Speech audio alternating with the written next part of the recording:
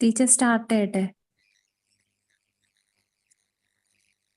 Sir എന്ത് പറയുന്നു? ടീച്ചറെ പറയാം. ഒരു മിനിറ്റ്. ഓക്കെ.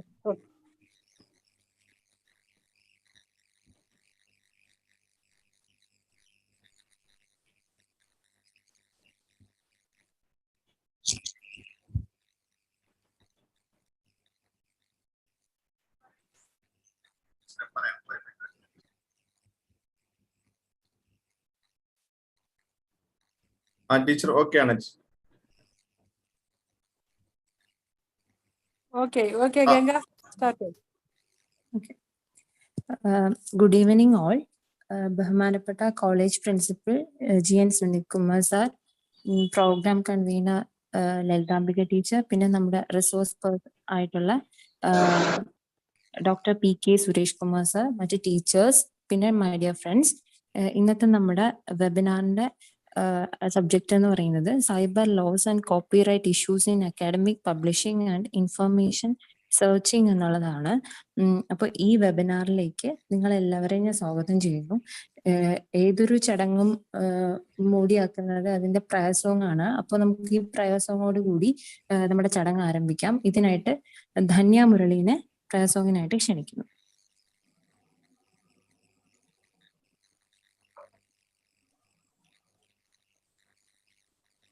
വർണ്ണയാണ് കേട്ടോ, വർണ്ണ. ഗംഗ വർണ്ണയാണ്. വർണ്ണനെ പ്രയർ സോങ്ങിനായിട്ട് ക്ഷണിക്കുന്നു. ഈശ്വര കൈകൂപ്പി നിൽപ്പു ഞാൻ നിന്നുന്നിൽ, ഈറനണിഞ്ഞ മിഴികളോടെ കാരുണ്യമെന്നിൽ ചൊരിയണേ ഭൂവിന്നു കാരണനായുള്ള തമ്പുരാനേ. അച്ഛനും അമ്മയുമെന്തു പറഞ്ഞാലും അക്ഷരം തെറ്റാതനുസരിച്ചും ഉള്ളിൽ വെളിച്ചം പകരും ഗുരുവിനെ ഉണ്മയിൽ സ്നേഹിച്ചും ആദരിച്ചും കൂടെ പഠിക്കുന്ന കുട്ടികളെ തൻ്റെ കൂടെ പിറപ്പുകളായി നിനച്ചും മാതൃഭൂവിനായി ജീവൻ ത്യജിച്ചോരെ മാതൃകയായിട്ടു സ്വീകരിച്ചും ഈശ്വര കൈകൂപ്പി നിൽപ്പു ഞാൻ നിൻ മുന്നിൽ, ഈറനണിഞ്ഞ മിഴികളോടെ കാരുണ്യമെന്നിൽ ചൊരിയണേ ഭൂവിന്നു കാരണനായുള്ള തമ്പുരാനേ. നന്ദി വർണ്ണ. അടുത്തതായി പ്രോഗ്രാം കൺവീനർ ആയിട്ടുള്ള ലളിതാംബിക ടീച്ചറിനെ 2 വാക്ക് സംസാരിക്കാനായി ക്ഷണിക്കുന്നു.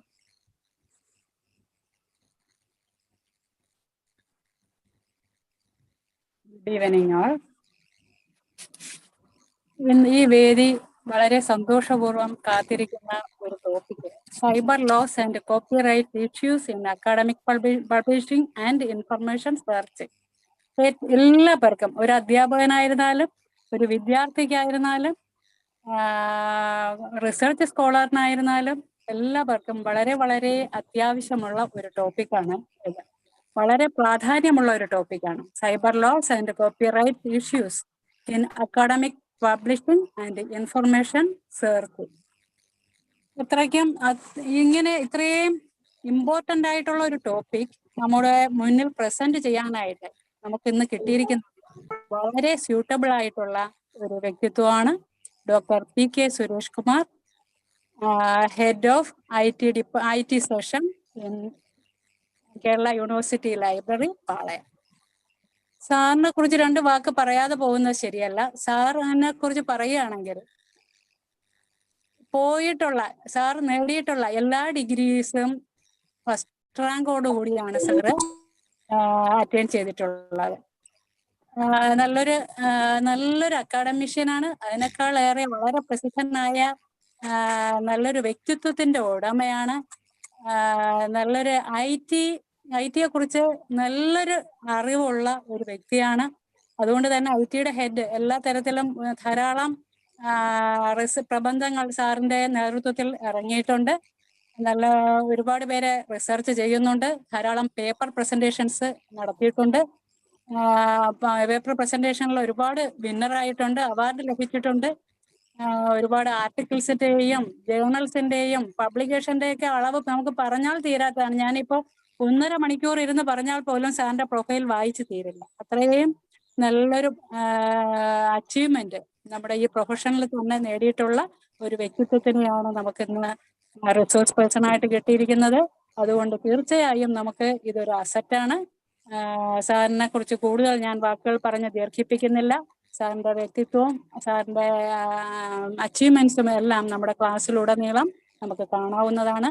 അങ്ങനെയുള്ള വ്യക്തിത്വത്തെ നമുക്കിന്ന് വെബിനാർ റിസോഴ്സ് പേഴ്സണായിട്ട് കിട്ടിയതിൽ വളരെ വളരെ സന്തോഷത്തോടുകൂടി, ആദരവോടുകൂടി, സ്നേഹത്തോടുകൂടി നമ്മൾ റിസോഴ്സ് പേഴ്സണെ ഈ വേദിയിലേക്ക് ക്ഷണിക്കുന്നു. Thank you.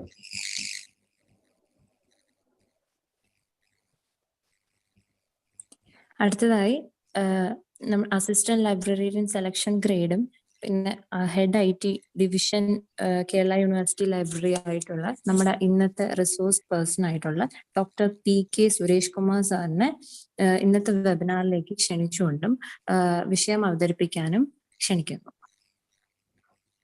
Thank you. Am I audible? Audible. Okay. Respected Principal Dr. G.S. Kumar sir, the program convener, my dear son, Lidambika Devi teacher, research scholars, students, faculty members, and other participants. ഇത് എനിക്ക് കിട്ടിയ ഒരു privilege ആയിട്ട് ഞാൻ എടുക്കുകയാണ്. കാരണം കഴിഞ്ഞ വർഷവും ഇതുപോലെ ടീച്ചർ എഡ്യൂക്കേഷൻ സെന്ററുമായി ബന്ധപ്പെട്ടുകൊണ്ട് ഒരു വെബിനാറിൽ പങ്കെടുക്കാനൊരു അവസരം കിട്ടി. അപ്പം അവിടെയും അക്കാഡമിക് റൈറ്റിങ്ങും പ്ലാജിയറിസം എന്ന് പറഞ്ഞ ടോപ്പിക്കിനെ സംബന്ധിച്ചാണ് നമ്മൾ സംസാരിച്ചത്.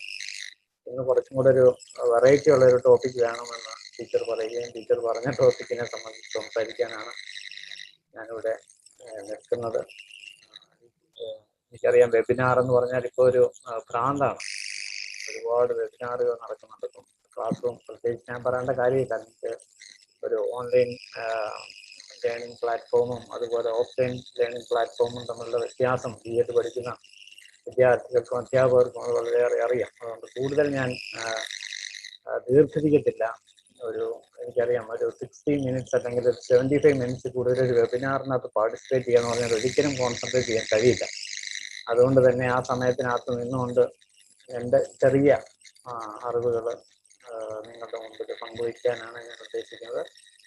ഇത് വളരെ റിലവൻ്റ് ആയിട്ടുള്ള ഒരു ടോപ്പിക്കാണ്. Because nowadays we are in the digital era or in the information technology era, so that we are having many facilities and we have to use the technology whatever available today itself that we have to use. Otherwise we wait for the technology tomorrow, there will be another technology, so that we will use that technology for tomorrow. So ഇങ്ങനെയുള്ള ഇന്റർനെറ്റിന്റെ ഈ ഒരു കടന്നുവരവോട് കൂടി തന്നെ നമുക്ക് ഒരുപാട് വിവരങ്ങൾ ഏത് സമയവും എവിടെ നിന്നും കിട്ടുന്ന ഒരു അവസ്ഥയിലാണ് നമ്മളുള്ളത്. അപ്പോൾ തന്നെ നമുക്ക് ഈ ഇന്റർനെറ്റിലായാലും മറ്റുള്ള നെറ്റ്വർക്കിലായാലും നമുക്ക് ഇൻഫർമേഷൻ ഷെയർ ചെയ്യാനുള്ള ഒരു ടെൻഡൻസി വളരെ കൂടുതലാണ്. Whatever available what we take it from others, so that we have to share in our network.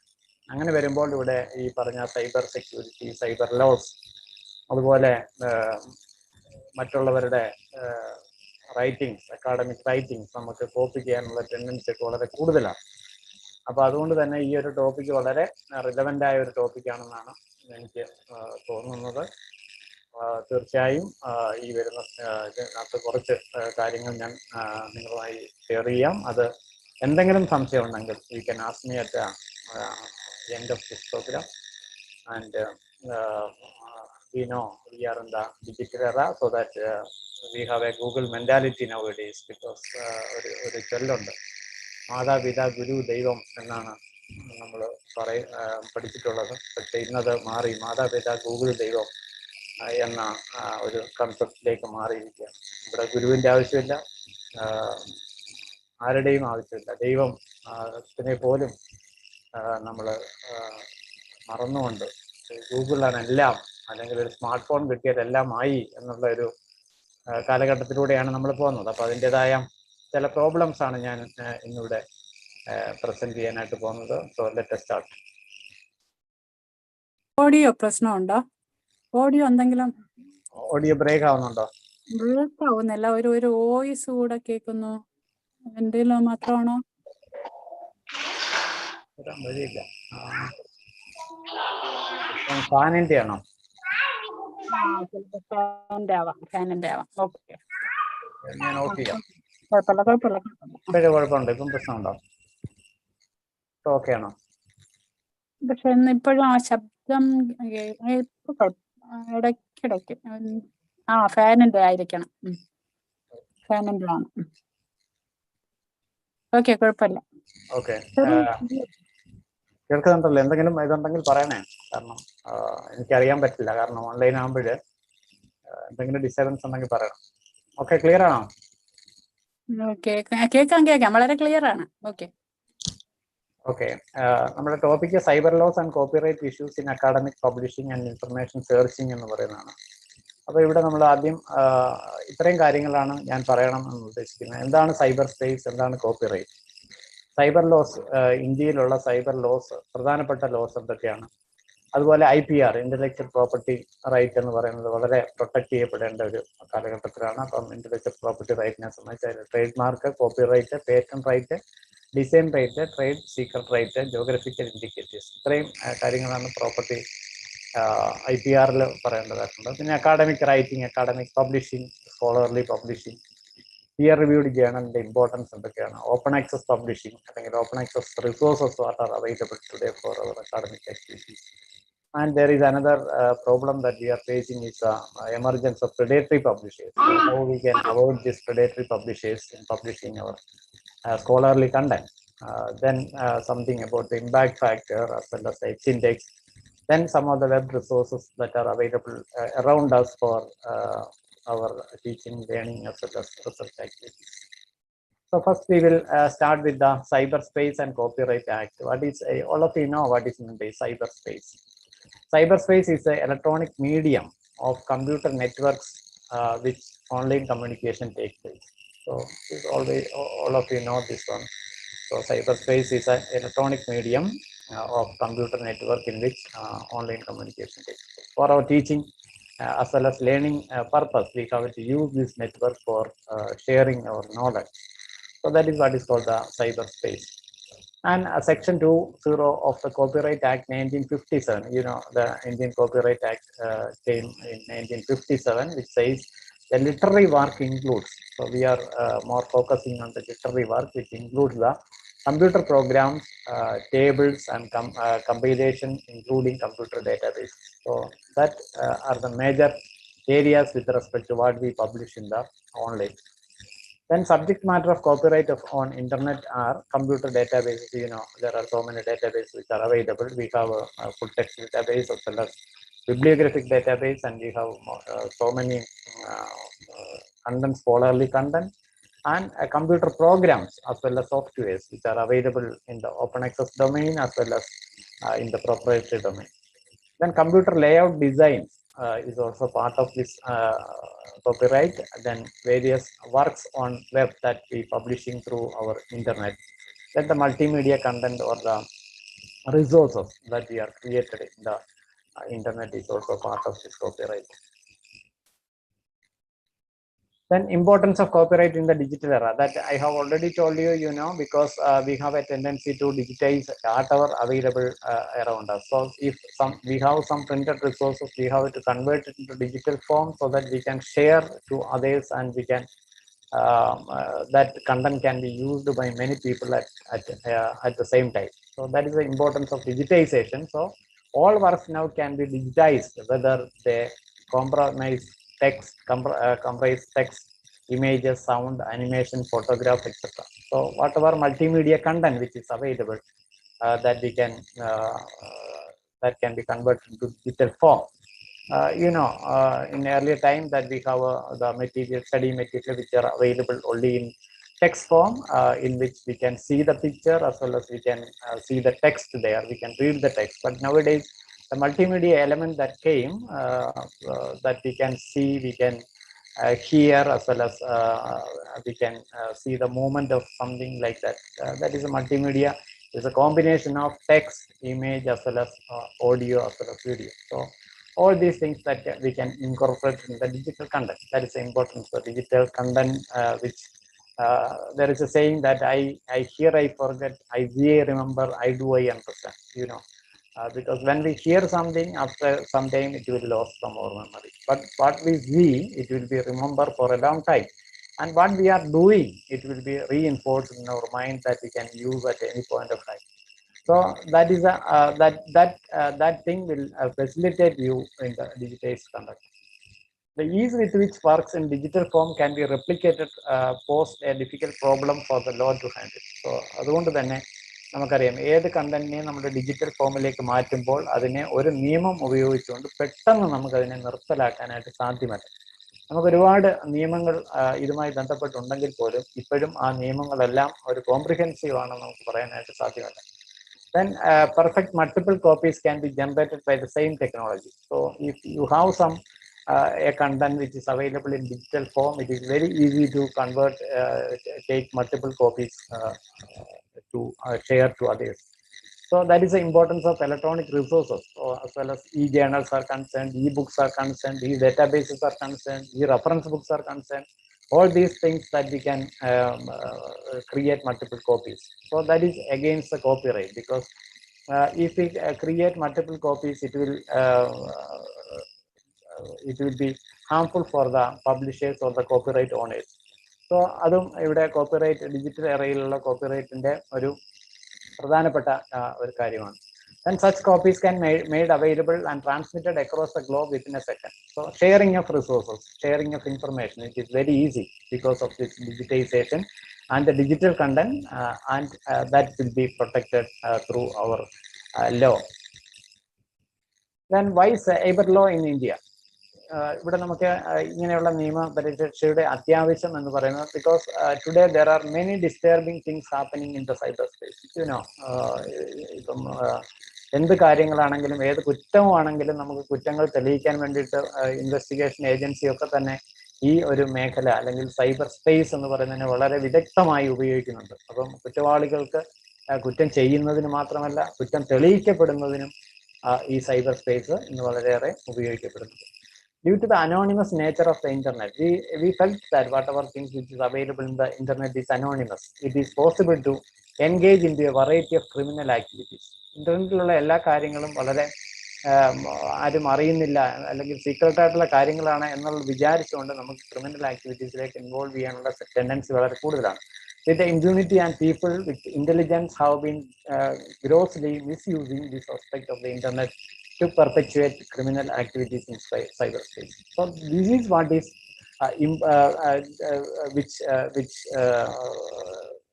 which focus or which needs the importance of this cyber law in India. അപ്പം ഇതാണ് ഇന്ത്യയിലെ cyber ലോയ്ക്ക് അത്യാവശ്യം എന്ന് പറയുന്നത്, because there is a tendency to do some criminal activities through this internet. And when we talk about the cyber law in India, cyber crime is unlawful act wherein the computer is either a tool or a target or both.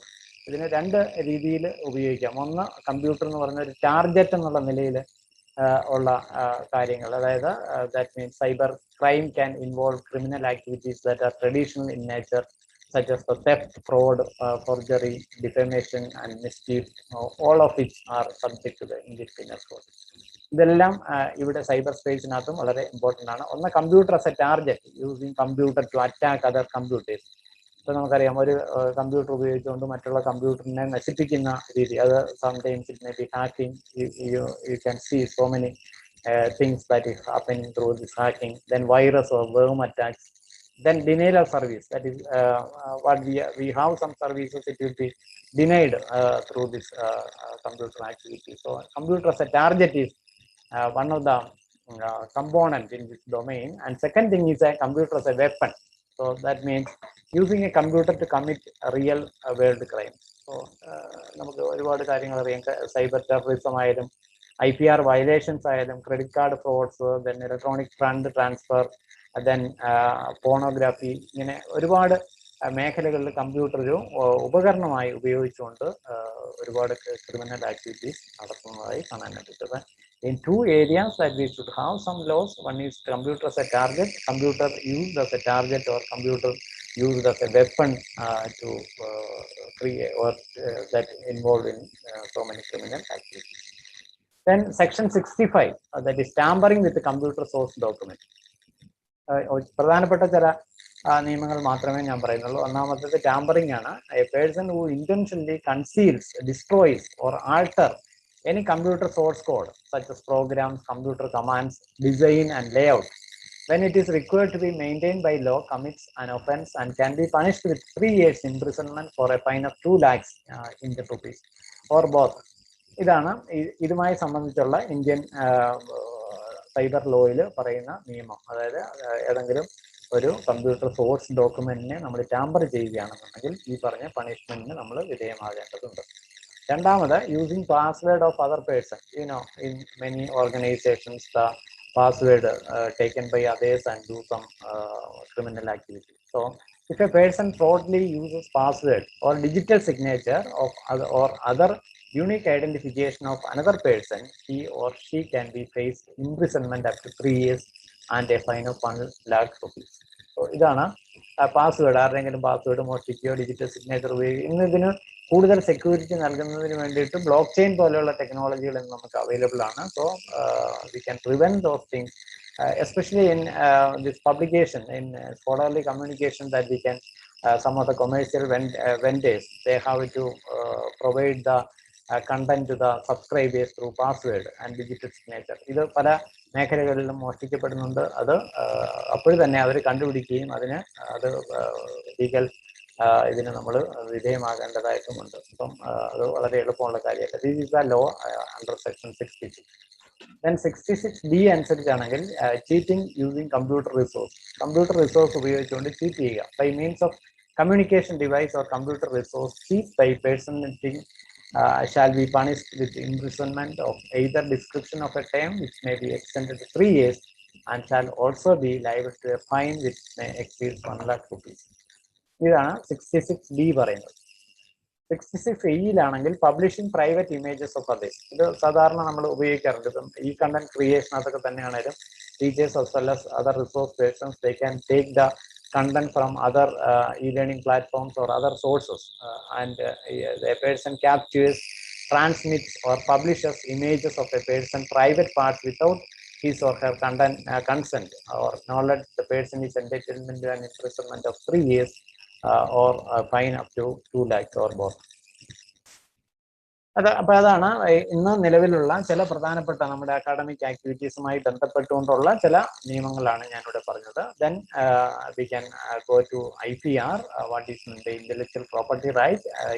Intellectual property right, it's the protection of somebody's creation of the mind that includes the invention. Sometimes it may be invention, literary or artistic work, images, symbols, etc.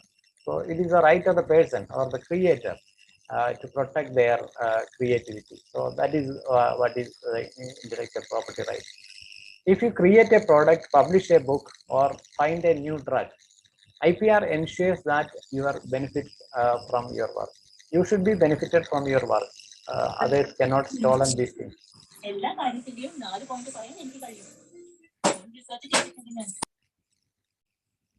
So, am I audible? Yes, sir. Audible. Okay. So these rights protect your creation or work from unfair use by others. So IPR നമ്മുടെ വർക്കിനെ protect ചെയ്യുക, അത് unfair ആയിട്ട് മറ്റൊരാൾ ഉപയോഗിക്കാതിരിക്കുന്നതിന് വേണ്ടി സഹായിക്കുക എന്നുള്ളതാണ് IPR എന്നുകൊണ്ട് ഉദ്ദേശിക്കുന്നത്. IPR encourages innovation and reward entrepreneurs So if our property will be, our intellectual property will be protected, then only we have a tendency to, it is a motivation for us to make some innovations or through some creativity. So that is the importance of this IPR. Then this is actually the creation of the mind that is through copyright that will be protected through this TM, that is which will be either, sometimes it may be patent. If it is this TM is trademark, it will be protected through trademark right. It will be protected by using some patent right. If it is an innovation, that will be protected by using patent laws, which is available in our country or as well as all around us. When we talk about the evolution of IPR, there are so many developments that happens with respect to the evolution of IPR. First is the Paris Convention, that was in 1883. Then in 1886, there was a convention in Berne Convention and the Universal Copyright Convention in 1952. Then World Intellectual Property Organization, that is WIPRO. Then General Agreement of Trade and Tariff and Trade, that is GATT Agreement. Then WTO, that is World Trade Organization, 1995. Then TRIPS, that is that is the latest one, trade related to aspects of intellectual property rights, which combines many things into a single platform. That is a latest protection with respect to this intellectual property. Then TRIPS agreement are concerned, there are all these things. That is what is the TRIPS agreement, that either it is patent, or it is an industrial design, or a trademark, or a copyright, geographical indications, then layout design of integrated circuits, protection of undisclosed information or trade secrets. ഇതെല്ലാം ഈ TRIPS അഗ്രിമെന്റിന്റെ പാർട്ടാണ്. അപ്പോൾ ഇതിന് പല components ഉണ്ട്. All these things പണ്ട് ഇതെല്ലാം പ്രത്യേകം നിലനിന്നിരുന്ന കാര്യങ്ങളായിരുന്നെങ്കിൽ ഇന്നത് ട്രിപ്സ് അഗ്രിമെന്റിനകത്ത് ഇതെല്ലാം പ്രത്യേകം പ്രൊട്ടക്ട് ചെയ്യപ്പെട്ടിട്ടുണ്ട്.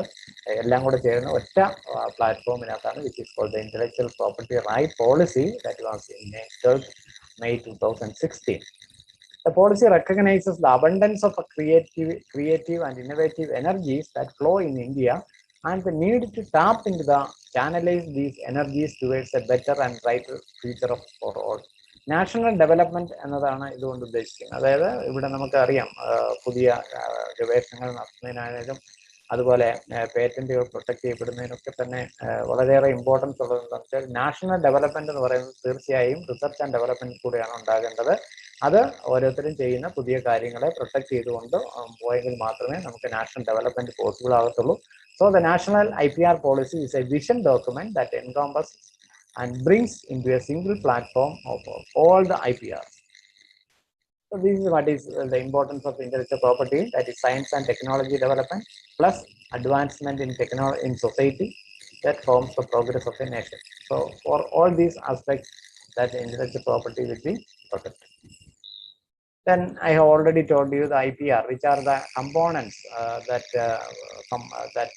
contains in the IPR are the trademark, trademark that we can see later, and the copyright that we will give more focus on this copyright, then patent right, then design right, trade secret rights, then geographical indicators.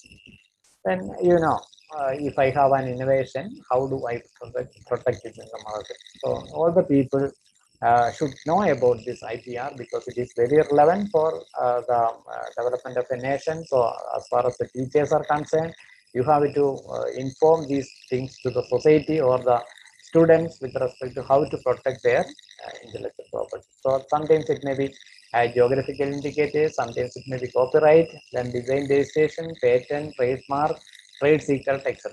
So all these things which coming under this innovation. So you are the people. So the teachers as well as the library people are the major resource persons to convey these ideas to the society. So a person can understand all these things from you. So do trademark, copyright and patents protect the same things? പലർക്കും ഒരു സംശയം ഉണ്ടാകാം, ഇതെല്ലാം ഒരേ കാര്യങ്ങളെ തന്നെയാണോ protect ചെയ്യപ്പെടുന്നത്? തീർച്ചയായിട്ടും അല്ല. ഓരോന്നിനും അതിൻ്റെതായ പ്രത്യേകതകളുണ്ട്. Trademark is different, copyright is different, patent is different, and geographical indicators as well as trademarks are different. So So a trademark typically protects the brand names and logos used on goods and services. നിങ്ങൾക്കറിയാം ഓരോ സാധനങ്ങളിൽ ഉപയോഗിക്കുന്ന ചില ലോഗോകൾ, ചില services, അതൊക്കെ നമുക്ക് പെട്ടെന്ന് identify ചെയ്യാൻ കഴിയുന്ന എന്തുകൊണ്ടാണെന്ന് അറിയാം. ലോഗോ കാണുമ്പോൾ തന്നെ നമുക്കറിയാം അതെന്താണെന്നുള്ളത്. അതാണ് അതിന്റെ ട്രേഡ് മാർക്ക് എന്ന് പറഞ്ഞാൽ. So we can see some of the trademarks later. Then a copyright protects an original artistic or literary work. Literary വർക്കിനെ പ്രൊട്ടക്ട് ചെയ്യപ്പെടുന്നത് തീർച്ചയായിട്ടും കോപ്പിറൈറ്റ് കൊണ്ടാണ്. ബുക്സ് ആവട്ടെ, ദെൻ ഈ ജേർണലുകളാവട്ടെ, അവർ സ്കോളർലി കണ്ടന്റ് ആകട്ടെ, ഇതെല്ലാം കോപ്പിറൈറ്റിന്റെ ഭാഗമായി വരുന്നതാണ്. A patent protects an invention. നമ്മളൊരു ഇൻവെൻഷൻ നടത്തുകയാണെങ്കിൽ that will be protected by using a patent law. So you can see, for example, if you invent a new kind of vacuum cleaner, you would apply for a patent to protect the invention itself. ഒരു vacuum cleaner നമ്മൾ കണ്ടുപിടിക്കപ്പെടുകയാണെങ്കിൽ അതിന്റെ innovation, invention protect ചെയ്യപ്പെടുന്നത് പേറ്റന്റിൽ കൂടെയാണ്. Then you would apply to register a trademark to protect the brand name of the vacuum cleaner. Vacuum cleaner ഒരു brand name കൊടുത്തു കഴിഞ്ഞാൽ that will be protected by using another right which is called the trademark. And you might register a copyright for the TV commercial advertisement. If you create a commercial advertisement, that will be protected to you through this copyright. So this is the difference between these things. That is, patent is innovation that will be protected. Trademark that you have to protect your brand name as well as your right, the copyright of a particular thing which will be protected by using copyright law. So is it clear? മനസ്സിലായോ? പേറ്റന്റും trade കോപ്പിറൈറ്റും തമ്മിലുള്ള വ്യത്യാസം മനസ്സിലായോ? Yes, sir. Okay. Trade mark എന്ന് പറഞ്ഞാൽ ഞാൻ നേരത്തെ പറഞ്ഞു brand name ആണ്. ഒരു സാധാരണക്കാരന്റെ ഭാഷയിൽ പറഞ്ഞു കഴിഞ്ഞാൽ ഇതൊരു വിഷ്വൽ സിമ്പിൾ ആണ്. ഏതെങ്കിലും ഒരു സിമ്പിൾ കാണുമ്പോൾ നമുക്കറിയാം അത് എന്തിന്റെ ട്രേഡ് മാർക്ക് ആണെന്നുള്ളത്. For example, that may be A word signature, name, device, label, numerals or combination of these things that identifies and distinguishes the source of the good of one party from those of others. ഒരാളിന്റെ product മറ്റുള്ളവരിൽ നിന്ന് വേർതിരിച്ചറിയപ്പെടുന്നത് brand നെയിമിൽ കൂടെയാണ്. നമുക്കൊരു മാരുതിയുടെ emblem കാണുമ്പോൾ അറിയാം that car is different from Hyundai car or BMW like that. So that is what is called the brand name. Then these marks indicate the origin of goods, not only goods but also services, and respectively defined in Trademark Act 1999. Trademark ആക്ടിനകത്ത് പ്രത്യേകമായി പറഞ്ഞിട്ടുണ്ട്. ഇതിന്റെ ട്രേഡ്മാർക്കിന്റെ ലോസിനെ പറ്റി പറഞ്ഞു കഴിഞ്ഞാൽ it starts from the trademark act that was in 1914. Then അതിനെ amend ചെയ്തുകൊണ്ട് trade and mechanised act എന്ന് പറഞ്ഞ് 1958 അതിനുശേഷം ട്രേഡ് മാർക്ക് ആക്ട് എന്ന് പറഞ്ഞ തന്നെ 1990 അടുത്ത ലോ വന്നു. അത് 2003 അത് ഇംപ്ലിമെന്റ് ചെയ്യപ്പെട്ടത്.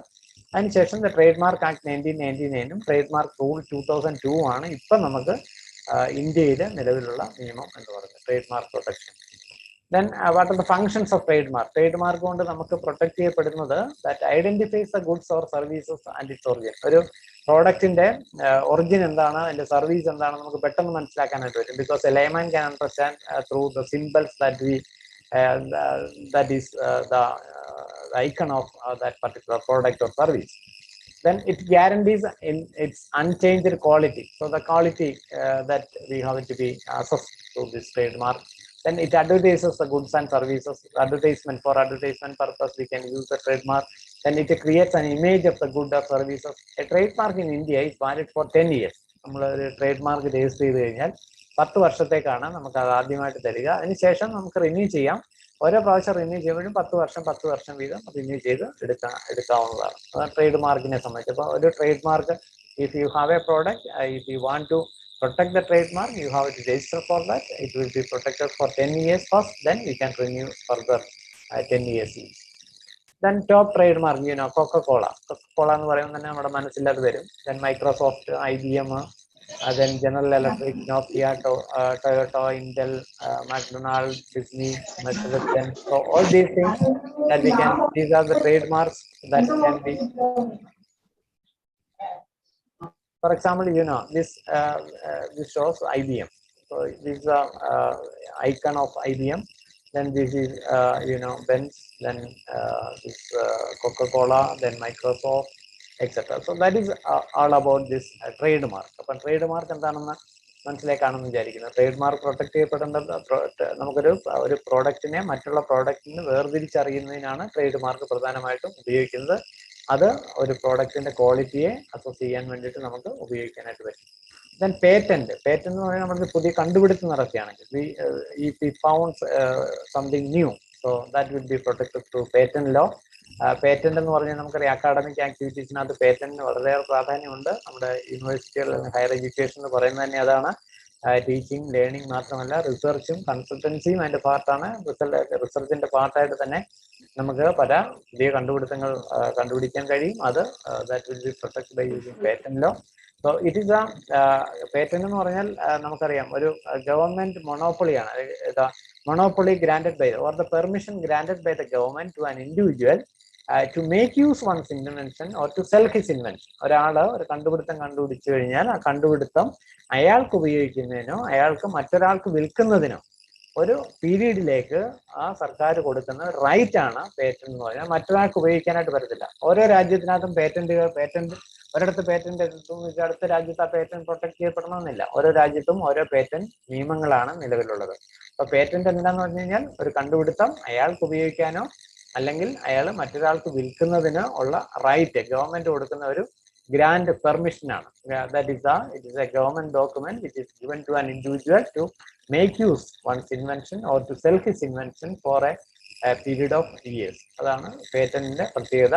Patent is a form of industrial or intellectual property. It is a right granted to a person who has invented a new and useful article or an improvement of an existing article or a new process for making an article.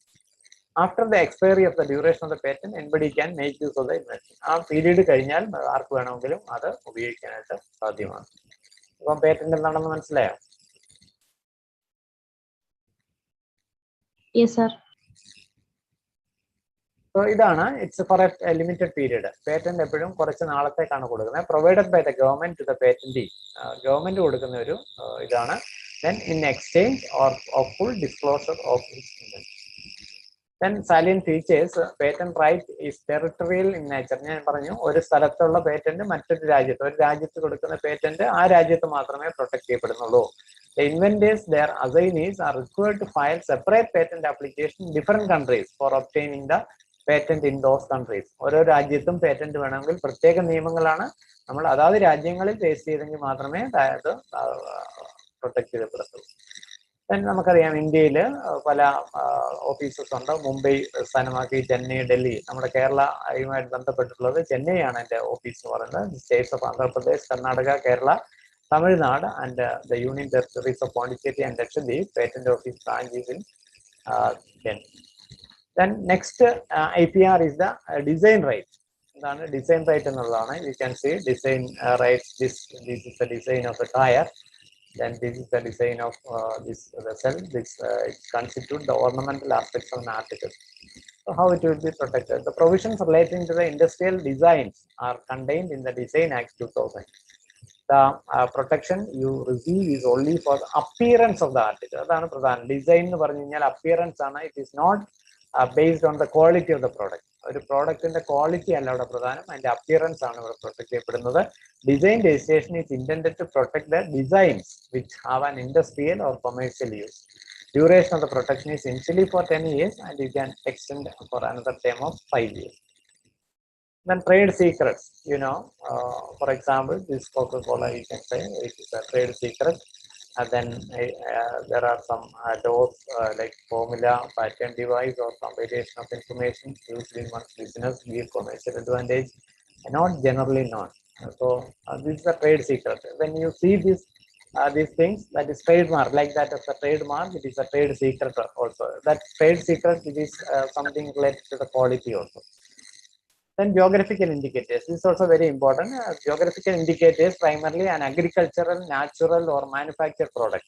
നമുക്ക് പല പ്രോഡക്റ്റുകൾക്ക് സ്ഥലത്തിന്റെ പേര് ഉപയോഗിച്ചുകൊണ്ട് അതിനെ protect ചെയ്യപ്പെടും. Department of promotion of industry and internal trade has issued guide lines for the use of the geographical indicator logo and tagline and thereby promote Indian geographical indicator product. For example, you can see there are some agriculture. If we talk about this agriculture, rice, basmati rice or sona masuri. Then vegetables, it is Calicut ginger. Then Punjab wheat, Alfonso mango, Malabar pepper, then Col lignite Neyvedi, then Kolar gold, Kanjipuram sarees. So all these are related to the place name. So that is what is called geographical indicator. ഇത് നമുക്കറിയാം, ഇത് കാണുമ്പോൾ തന്നെ കോലാപൂരി ചപ്പൽ എന്നാണ് ഇത് അറിയപ്പെടുന്നത്. Kolhapuri is a place. അതുകൊണ്ട് തന്നെ ആ geographical name അവിടെ പ്രൊട്ടക്ട് ചെയ്യപ്പെടുകയാണ്. Then another aspect is the copyright. This is very important. നമ്മൾ കൂടുതലും ഇതിലാണ് ഫോക്കസ് ചെയ്യുന്നത്. കോപ്പിറൈറ്റ് എന്ന് പറയുന്നത് തന്നെ എൻ്റെ എംബ്ലം ഇതാണ്. ഇത് കാണുമ്പോൾ തന്നെ അറിയാം അത് കോപ്പിറൈറ്റ് പ്രൊട്ടക്റ്റഡ് ആണ്. അത് നമുക്ക് ഡ്യൂപ്ലിക്കേറ്റ് ചെയ്യാനായിട്ട് പാടില്ല. സോ ഒരു ബുക്കിനകത്ത് നമുക്ക് കോപ്പിറൈറ്റ് ഉണ്ടെന്നുണ്ടെങ്കിൽ ചില ആൾക്കാർ എന്ത് ചെയ്യും, ബുക്കിന്റെ കവർ ടു കവർ ഫോട്ടോകോപ്പി എടുക്കും. That is against copyright law. You will be punished if somebody lodge a complaint against you. നിങ്ങൾക്കെതിരെ ഒരു പരാതി ആരെങ്കിലും കൊടുത്തു കഴിഞ്ഞാൽ അത് തീർച്ചയായിട്ടും അത് പ്രോബ്ലമാണ്. പല നമുക്കറിയാം മെഡിക്കൽ സ്റ്റുഡൻസ് ഒക്കെ തന്നെയാണെങ്കിൽ പല മെഡിക്കൽ ബുക്കുകളും എടുത്തുകൊണ്ട് കവർ ടു കവർ ഇത് ഫോട്ടോകോപ്പി എടുത്ത് ബൈൻഡ് ചെയ്ത് കൊടുക്കുന്ന പല സ്ഥാപനങ്ങളും നമുക്ക് കാണാനായിട്ട് കഴിയും. പക്ഷെ ആരെങ്കിലും അത് കൊടുത്തു കഴിഞ്ഞാൽ, കംപ്ലൈന്റ് ചെയ്ത് കഴിഞ്ഞാൽ നിങ്ങൾ അത് കോപ്പി എടുക്കുന്നവർക്കും പ്രശ്നമാണ്, കോപ്പി എടുത്ത് കൊടുക്കുന്നവർക്കും പ്രശ്നമാണ്. അതാണ് കോപ്പിറൈറ്റ് എന്നുകൊണ്ട് ഉദ്ദേശിക്കുന്നത്. For example photocopy it's our new trend. നമുക്കറിയാം എവിടെ എന്ത് കണ്ടാലും ഫോട്ടോകോപ്പി എടുക്കുന്ന ഒരു ടെൻഡൻസി നമുക്കുണ്ട്. അപ്പോൾ അത് തീർച്ചയായിട്ടും കോപ്പിറൈറ്റ് ലോ നമ്മൾ അറിഞ്ഞിരിക്കേണ്ടത് അത്യാവശ്യമാണ്. So what is copyright? Exclusive right given by law for the creation of a term of years to an author, composer, etc. or his assignee to print, publish and sell copies of his original work. ഒരാളൊരു ബുക്കോ ഒരു ആർട്ടിക്കിളോ ഒക്കെ publish ചെയ്യപ്പെട്ട് കഴിഞ്ഞാൽ ആ publish ചെയ്യുന്ന original വർക്കിനെ copy ചെയ്യുന്നതിന് തടയുന്ന ഇതാണ് കോപ്പിറൈറ്റ് എന്ന് പറയുന്നത്. അല്ലെങ്കിൽ അയാളുടെ റൈറ്റ് പ്രൊട്ടക്ട് ചെയ്ത് കൊടുക്കുകയാണ് കോപ്പിറൈറ്റിലൂടെ ചെയ്യുന്നത്. It's a property right, but the property is intangible, can be transferred or assigned to another person. Your copyright can be transferred to another person. That is possible. Indian perspective on copyright, you know, Indian Copyright Act as it was in 1957 provides copyright protection in India.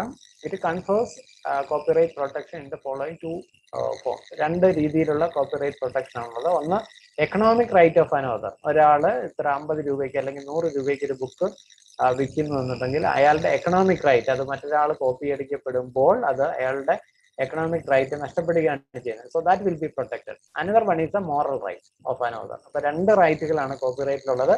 One is economic right and another is a moral right. Okay, clear ആയോ? Yes, sir. ഇതാണ് നമ്മളെ കോപ്പിറൈറ്റിനകത്ത്. It's a literary work, or it may be a musical work, or it is a computer program, or it is an artistic work, or it's a film like that. So all these things are the classes of work under copyright. Original, literary, dramatic, musical and artistic work, cinematographic film, sound recording. നമുക്കൊരു ക്യാസറ്റിലുള്ള അല്ലെങ്കിൽ ഒരു CD-യിലുള്ള ഒരു സോങ്ങിനെ നമുക്ക് മറ്റു CD-യിലേക്ക് transfer ചെയ്യണം. It is against copyright. അതുപോലെ തന്നെ ഏതെങ്കിലും ഫിലിം നമുക്ക് അതിനെ ഡ്യൂപ്ലിക്കേറ്റ് ചെയ്യാൻ പാടില്ല. Literary work or writing, manuscript etcetera that cannot be duplicated. Then literary work including novels, poems, short stories, etc. Books on any subject is also coming under literary work. Then computer programs, the tables in computer, then computer databases, song, that is the lyrics of the song. Then computer software, it is a program manual, punched card, magnetic tape, the storage medium, that is a magnetic computer printout, computer programs, etc. All these things coming under this computer software. Then some theme, different presentation, completely new work, no infringement. അങ്ങനെയാണെങ്കിൽ അത് problem ഇല്ല.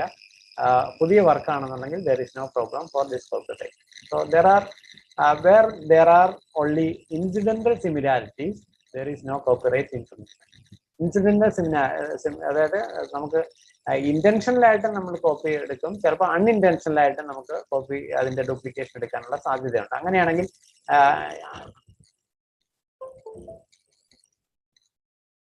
Hello Sir, കേൾക്കാം. Then copyright infringement is a piracy, that is unauthorized reproduction. അത് പാടില്ല. It must be clearly proven. ആരെങ്കിലും complaint ചെയ്താൽ തന്നെ അത് കൃത്യമായി പരിശോധിക്കപ്പെട്ട് തെളിയിക്കപ്പെട്ടെങ്കിൽ മാത്രമേ അത് കോപ്പിറൈറ്റ് ഇതിന് നമുക്ക് അതിനെതിരെ കേസെടുക്കാൻ പറ്റത്തുള്ളൂ.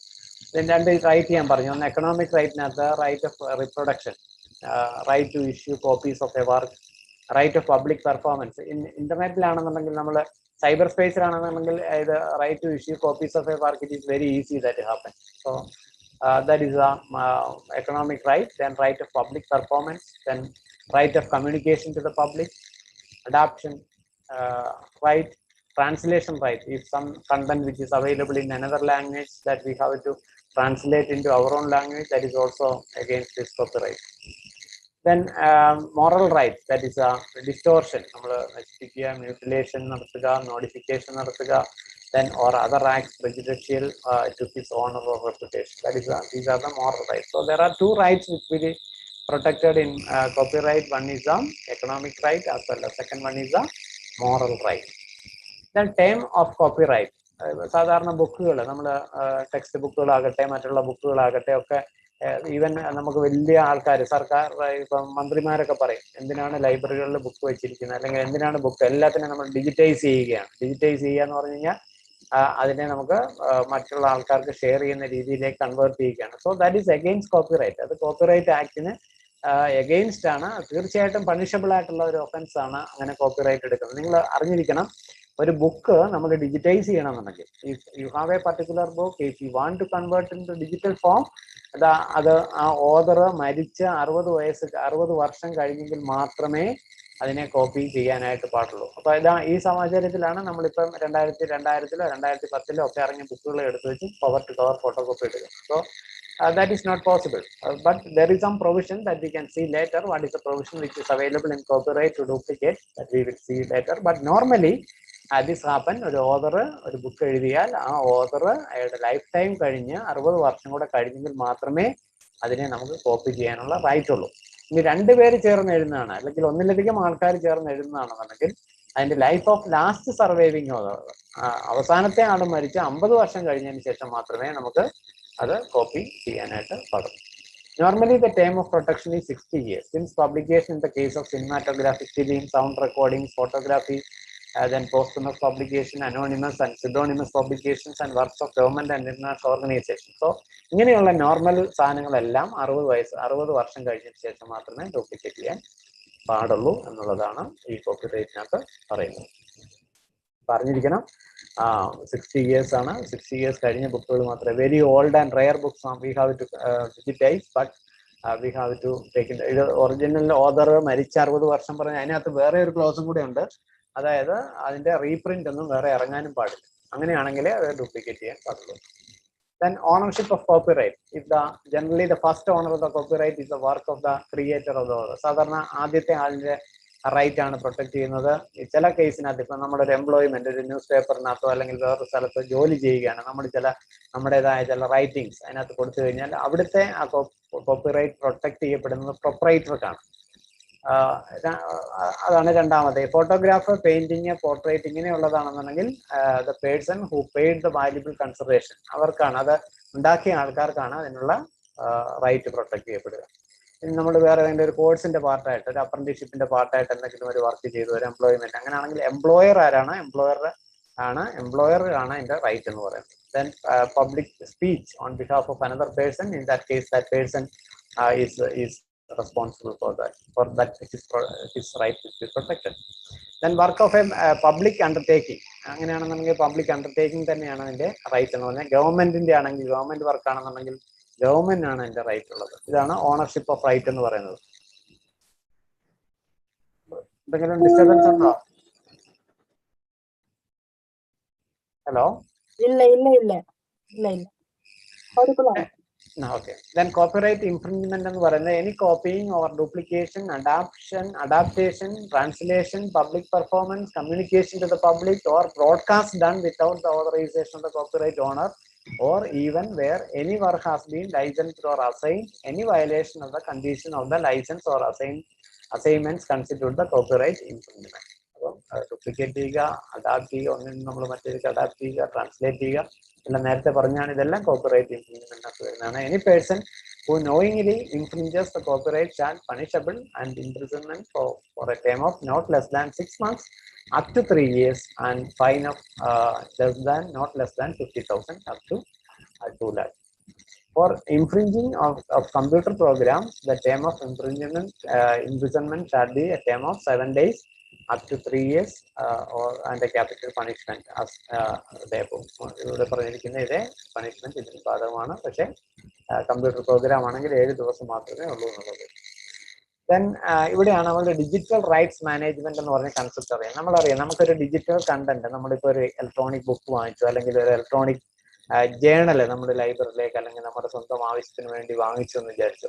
അങ്ങനെയാണെങ്കിൽ നിങ്ങളുടെ ഡിജിറ്റൽ റൈറ്റ്സ് ആണ് അവിടെ ഉള്ളത്. അതായത് that means you will get a licence to use these things. നിങ്ങൾക്കത് ഉപയോഗിക്കാൻ 1 വർഷത്തേക്ക് നിങ്ങൾ സബ്സ്ക്രൈബ് ചെയ്യുകയാണെങ്കിൽ 1 വർഷം നിങ്ങൾക്ക് അത് ഉപയോഗിക്കാനുള്ള റൈറ്റ് മാത്രമേ ഉള്ളൂ. You are not the owner.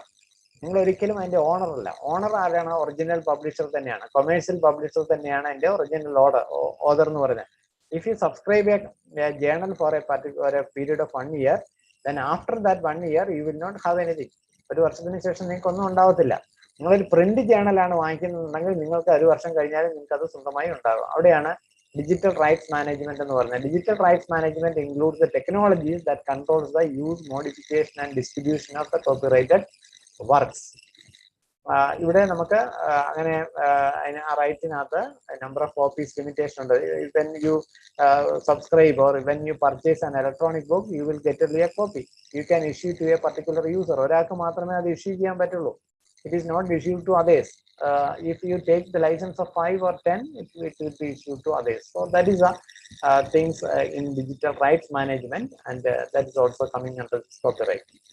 Then this is ഇതാണ് നമുക്കൊരു ലൂപ്പ് ഹോൾ ഉള്ളത്. കോപ്പിറൈറ്റിനകത്ത് ഫെയർ യൂസ് എന്ന് പറഞ്ഞൊരു കൺസെപ്റ്റ് ഉണ്ട്.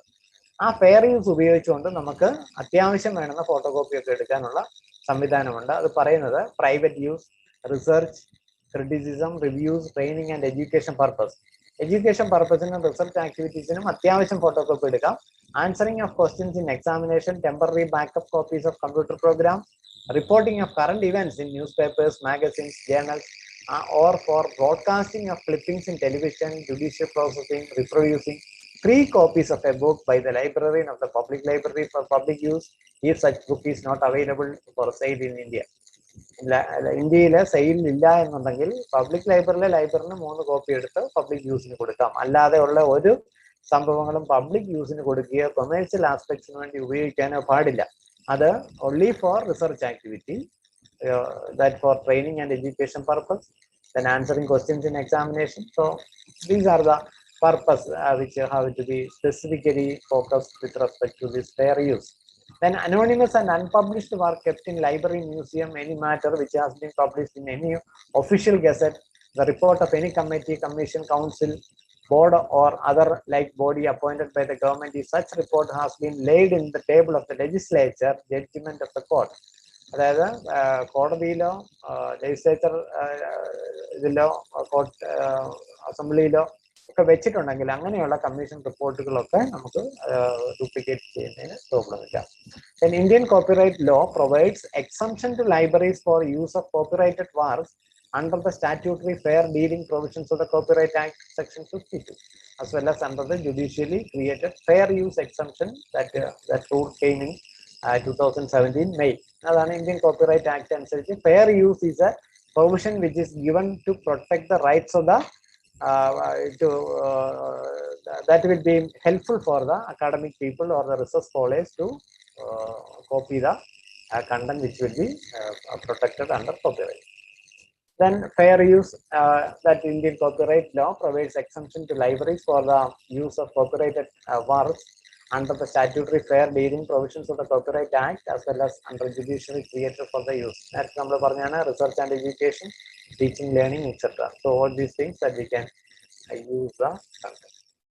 Then in the digitization process, ഞാൻ നേരത്തെ പറഞ്ഞു digitization is converting the 2 തരത്തിലുള്ള ഡിജിറ്റൽ കണ്ടന്റ് ആണുള്ളത്. ഒന്ന് ബോൺ ഡിജിറ്റൽ ആണ്, മറ്റേത് we have to convert into digital. That is, we have to convert the printed material into digital form. And another thing which is born digital, that means there is no paper manuscript or printed version, which is only available in the electronic form.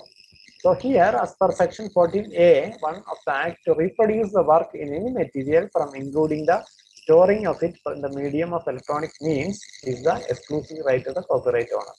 Digitization is the exclusive right of the owner of the copyright. നമുക്ക് ഓണർക്ക് മാത്രമേ digitise ചെയ്യാനുള്ള provision ഉള്ളൂ. മറ്റുള്ള ആൾക്കാർക്ക് digitise ചെയ്യണമെങ്കിൽ നേരത്തെ പറഞ്ഞ നമ്മൾ 60 വർഷം കഴിഞ്ഞതിന് ശേഷം മാത്രമേ ഡിജിറ്റൈസ് ചെയ്യാൻ പറ്റൂ.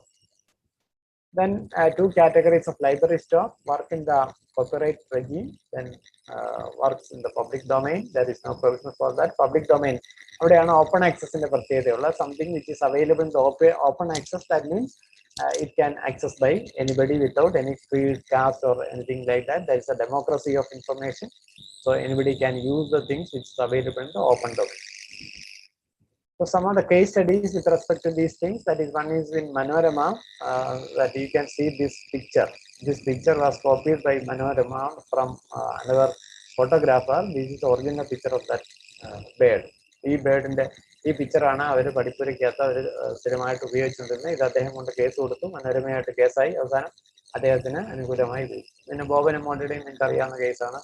അവിടെയും അവരുടെ റൈറ്റ് പ്രൊട്ടക്ട് ചെയ്യാൻ വേണ്ടി. ഡൽഹി യൂണിവേഴ്സിറ്റിയിൽ അങ്ങനെ ഒരു പ്രോബ്ലം ഉണ്ടായി. അവിടെ വെളിയിലൊരു ഫോട്ടോകോപ്പി രാമേശ്വരി ഫോട്ടോകോപ്പി സർവീസ് എന്ന് പറഞ്ഞൊരു സർവീസ് ഉണ്ടായിരുന്നു. അവര് അവിടെയുള്ള ബുക്കുകളെല്ലാം എടുത്ത് ഫോട്ടോകോപ്പി ചെയ്ത് ബൈൻഡ് ആക്കി സ്റ്റുഡൻസിന് കൊടുക്കുന്ന ഒരു സംവിധാനം ഉണ്ടായിരുന്നു. അത് ആരോ പോയി കംപ്ലൈന്റ് ചെയ്തു, അവർക്കെതിരെ കേസ് നടത്തി. അവസാനം യൂണിവേഴ്സിറ്റിക്കെതിരെ കേസ് വന്നപ്പോൾ യൂണിവേഴ്സിറ്റി ചെയ്തത് എന്താണെന്ന് വെച്ച് കഴിഞ്ഞാൽ ഈ രാമേശ്വരി ഫോട്ടോകോപ്പി സർവീസിനെ യൂണിവേഴ്സിറ്റിയുടെ ഒരു ടെൻഡറിലൂടെ അവരുടെ സർവീസ് പ്രൊവൈഡറായിട്ട് എടുത്തുവിട്ട് അവരെ പ്രൊട്ടക്ട് ചെയ്യുകയാണ് ചെയ്തത്.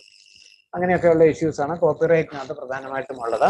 ഇനി നമ്മൾ പറയുന്നത് അക്കാഡമിക് പബ്ലിഷിങ്ങിനെ സംബന്ധിച്ചുള്ള ചില കാര്യങ്ങളാണ്.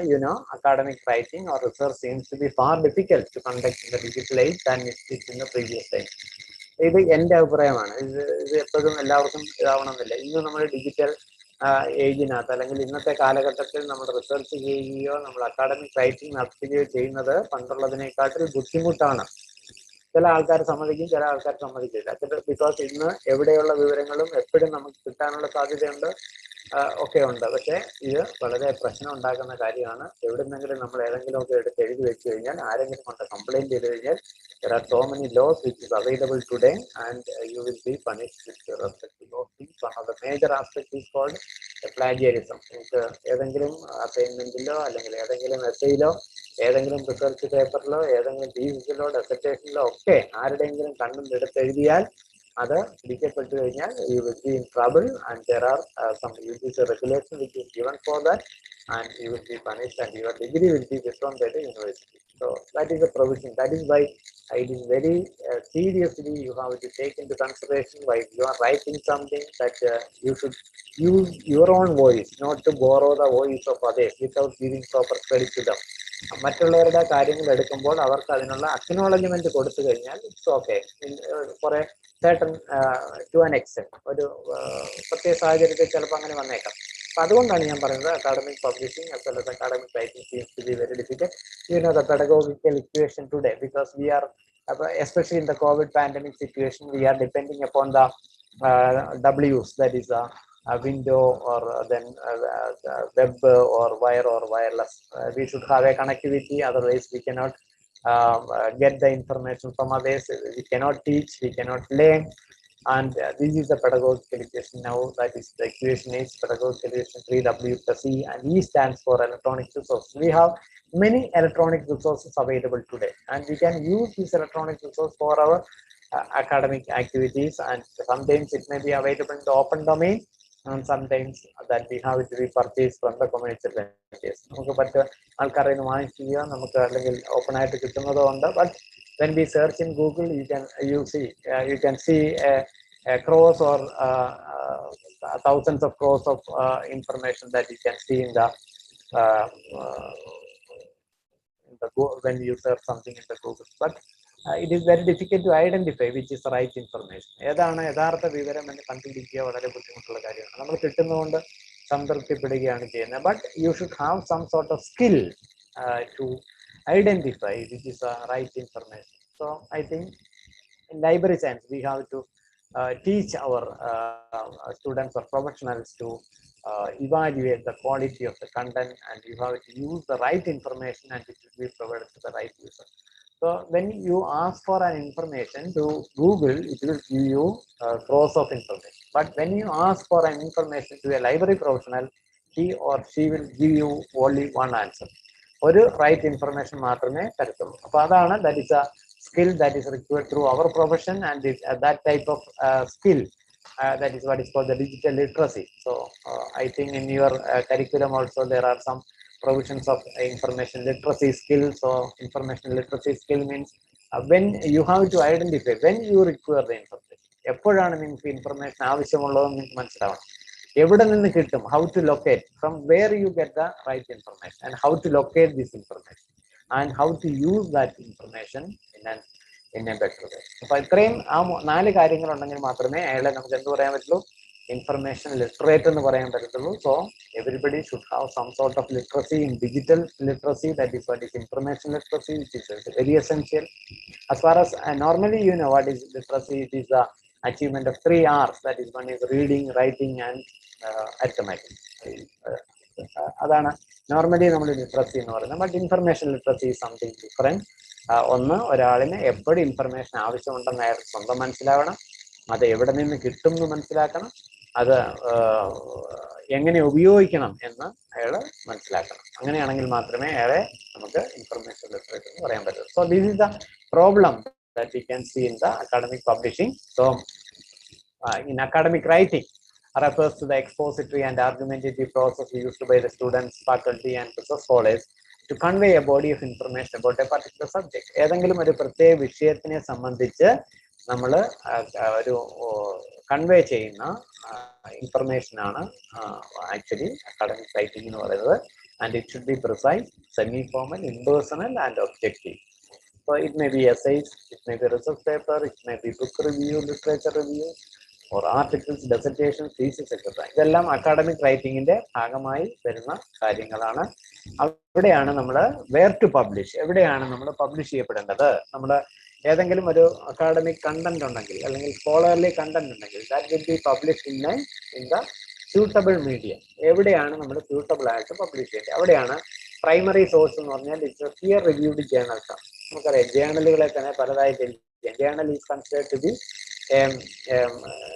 Scholarly publication. ഒരു സ്കോളർലി പബ്ലിക്കേഷൻ ആണ്, അതായത് ഗവേഷണ ലേഖനങ്ങൾ ഉൾപ്പെടുന്ന പീരിയോഡിക്കൽസിനെയാണ് നമ്മൾ എന്ത് പറയുക, ജേർണലുകൾ എന്ന് പറയുക. ജേർണലിനകത്ത് സാധാരണയായി ഗവേഷണ ലേഖനങ്ങളാണ് നമുക്ക് കിട്ടുന്നത്. അതിൽ കൂടെ നമുക്ക് പ്രാഥമികമായ വിവരങ്ങളാണ് കിട്ടുന്നത്. പ്രാഥമിക മീൻസ് നമുക്കറിയാം it is a result of a research. Research എന്ന് പറഞ്ഞാൽ എന്താണ്, research is seems to be find something new. എന്തെങ്കിലും ഒരു കാര്യത്തിനെ നമ്മൾ പുതിയതായി കണ്ടുപിടിക്കപ്പെടണം. ഇല്ലെന്നുണ്ടെങ്കിൽ പഴയ കാര്യത്തിന്റെ പുതിയ ഇന്റർപ്രിട്ടേഷൻ ആയിരിക്കണം. രണ്ടിനെയും നമുക്ക് റിസർച്ച് എന്ന് പറയാം. അതാണ് റിസർച്ചിന്റെ ഔട്ട്കം എന്ന് പറയുന്നത്. So we have to find something new or we have to reinterpret whatever existing today. ഇപ്പൊ നമുക്കുള്ള കാര്യത്തിനെ റീഇൻറ്റർപ്രറ്റ് ചെയ്യുന്നതും റിസർച്ചാണ്. അപ്പം whatever things that we will get a new information, അവിടെ ന്യൂ ഇൻഫർമേഷൻ ആണ് നമുക്ക് കിട്ടുന്നത്. That will be publish. It will be publish only through these type of primary journals, which is called the which may be the peer reviewed journal. അപ്പം ഇന്ന് നമുക്ക് ഏറ്റവും quality ഉള്ള ജേണലുകൾ എന്ന് പറഞ്ഞാൽ പിയർ റിവ്യൂഡ് ജേണലാണ്. ഇതിനകത്ത് ചെയ്യുന്നത് എന്താണെന്ന് വെച്ച് കഴിഞ്ഞാൽ, ഒരു പിയർ റിവ്യൂഡ് ജേണലിനകത്ത് നമ്മളൊരു ആർട്ടിക്കിൾ സബ്മിറ്റ് ചെയ്ത് കഴിഞ്ഞാൽ ആ ആർട്ടിക്കിള് എഡിറ്റർ നിങ്ങളുടെ അതേ ഗ്രൂപ്പിൽപ്പെട്ട അല്ലെങ്കിൽ അതേ സബ്ജക്റ്റിൽ എക്സ്പെർട്ടൈസ്ഡുള്ള കുറെ ആൾക്കാരുണ്ടാവും. അവരെ റിവ്യൂവേഴ്സ് എന്നാണ് പറയുന്നത്. അവർക്ക് ആ ആർട്ടിക്കിൾ അയച്ചു കൊടുക്കുകയും റിവ്യൂവേഴ്സ് അത് അക്സെപ്റ്റ് ചെയ്തെങ്കിൽ മാത്രമേ അവരുടെ ജേണലുകൾക്കകത്ത് പബ്ലിഷ് ചെയ്യപ്പെടുകയുള്ളൂ. അതുകൊണ്ടാണ് അങ്ങനെയുള്ള ജേണലുകൾ ക്വാളിറ്റിയുള്ള ജേണലാണെന്ന് പറയുന്നത്. മനസ്സിലായല്ലോ? ഒരു അക്കാഡമിക് റൈറ്റിംഗ് ക്വാളിറ്റി ഉണ്ടാകണമെങ്കിൽ അത് ഒരുപാട് പേര് അസസ് ചെയ്തിട്ട് അതിന്റെ ഡ്രോബാക്സ് എല്ലാം മാറ്റി പബ്ലിഷ് ചെയ്യപ്പെടുമ്പോഴാണ് അത് ക്വാളിറ്റിയുള്ള ആർട്ടിക്കിളായി മാറുക. അങ്ങനെയുള്ള ജേണലുകളാണ് ക്വാളിറ്റിയുള്ള ജേണലുകൾ. അത്തരത്തിലുള്ള ഒരു ജേണലാണ് പിയർ reviewed journal എന്ന് പറയുന്നത്. So here this means that articles are submitted to the editor and the editor sends articles to reviewers who read and evaluate the article. These reviewers are other scholars who are expertise in the subject of the article. മേഖലയിൽ പ്രധാനപ്പെട്ട ആൾക്കാരായിരിക്കും reviewers എന്ന് പറയുന്നത്. So you know what is peer reviewed journal? Is clear?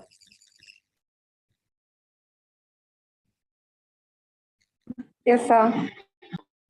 Okay, ഇതെല്ലാം peer reviewed journals ആണ്. പല peer reviewed journals are coming in a fixed interval that may be monthly, bi-monthly, biannually, annually, etc. So these are the journals which are focused on some special area. ഏതെങ്കിലും ഒരു specific ഏരിയയുമായി ബന്ധപ്പെട്ടുള്ളതാണ്. Journal of business ethics, targeted at a specific audience. ഇത് മറ്റുള്ള ആൾക്കാർ വായിക്കത്തില്ല. അത് ചിലതിനകത്ത് long articles ആയിരിക്കും ഉള്ളത്, ചിലതിനകത്ത് mainly text with some charts ആയിരിക്കും ഉള്ളത്, ചില സബ്ജക്ട് ഏരിയ കവർ ചെയ്യുന്നതായിരിക്കും.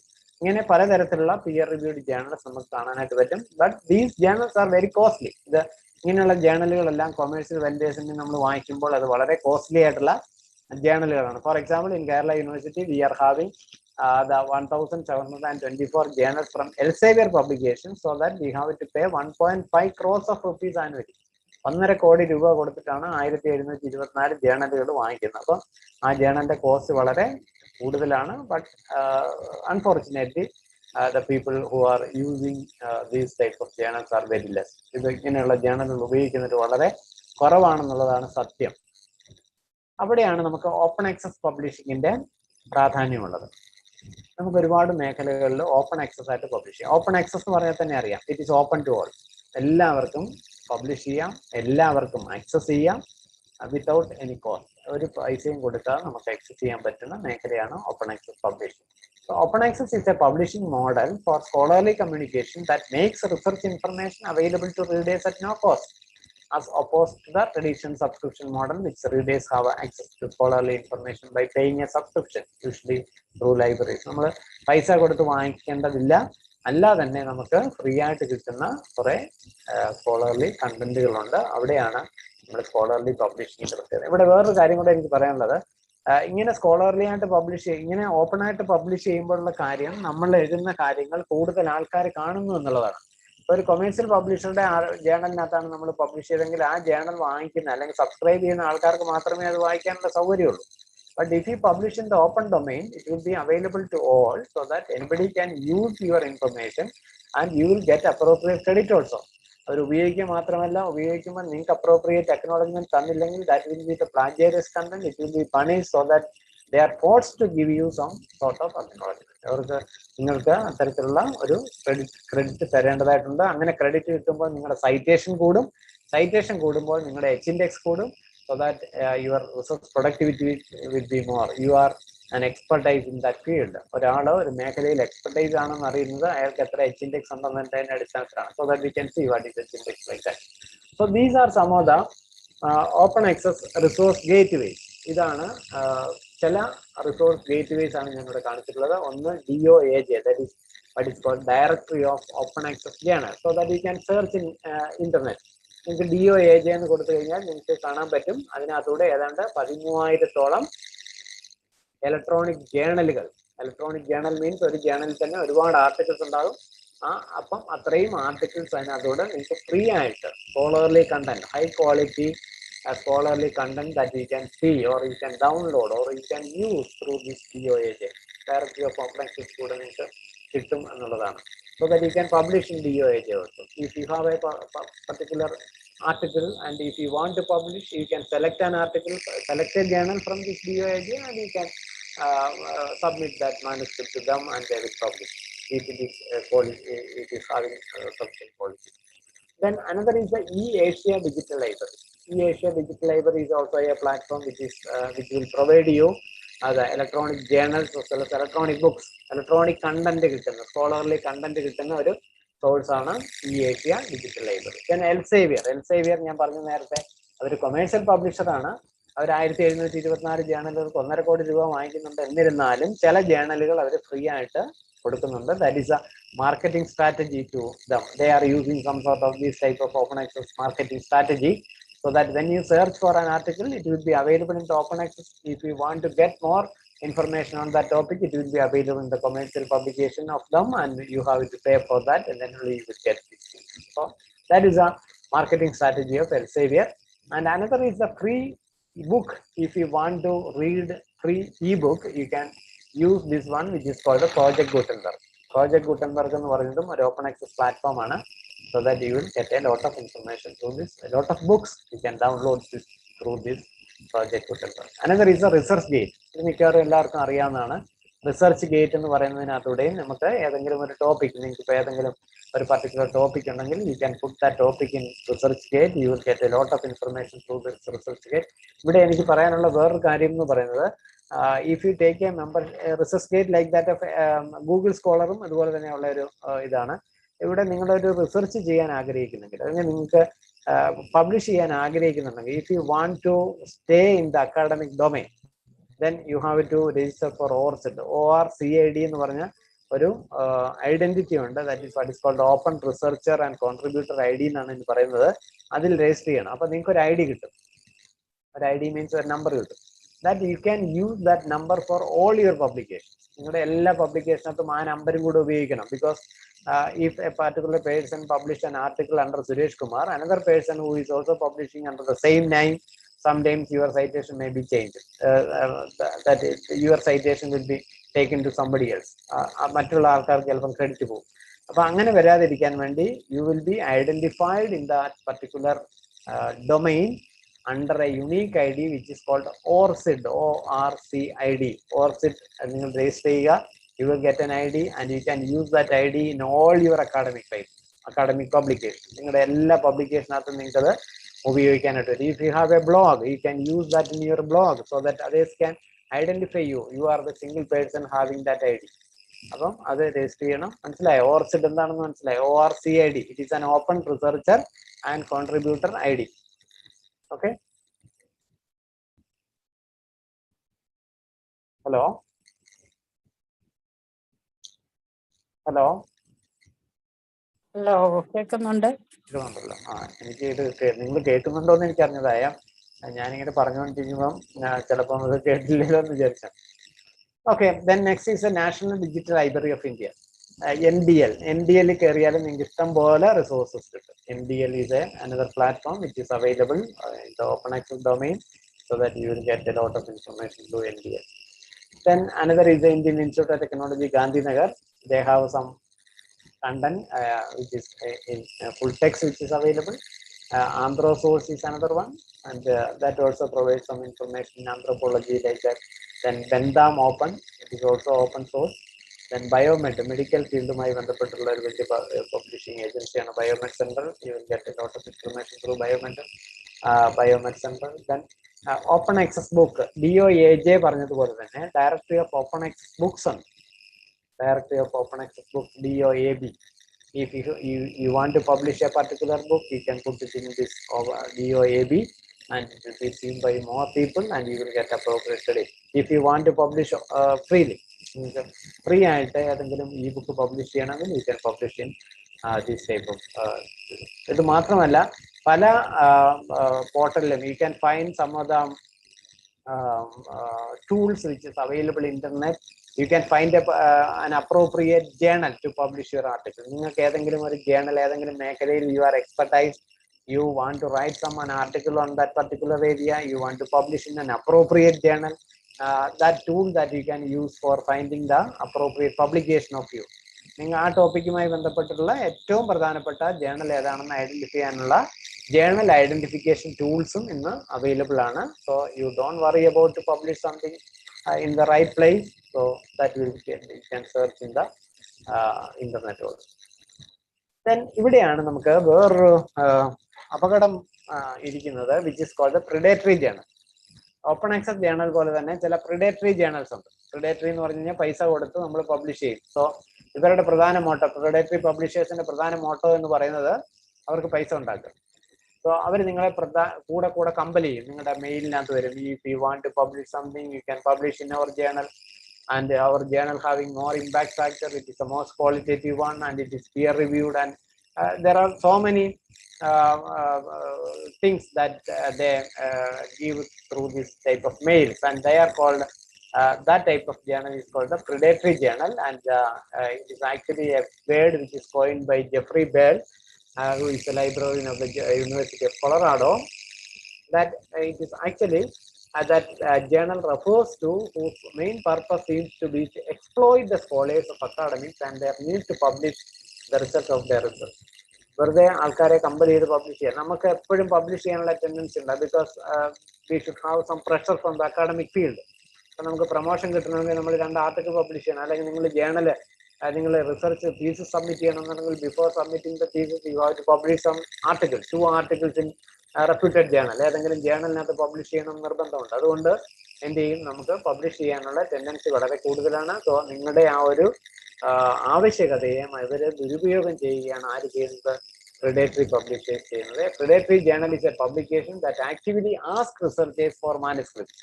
They have no peer review system. There is no true editorial board and are often found to publish mediocre or even worthless papers. They also ask for huge publication charge. അതാണ് predatory publishers-ന്റെ പ്രത്യേകത. നിങ്ങൾ predatory publishers-ന്റെ ജേണലിൽ പോയി പെടരുത്.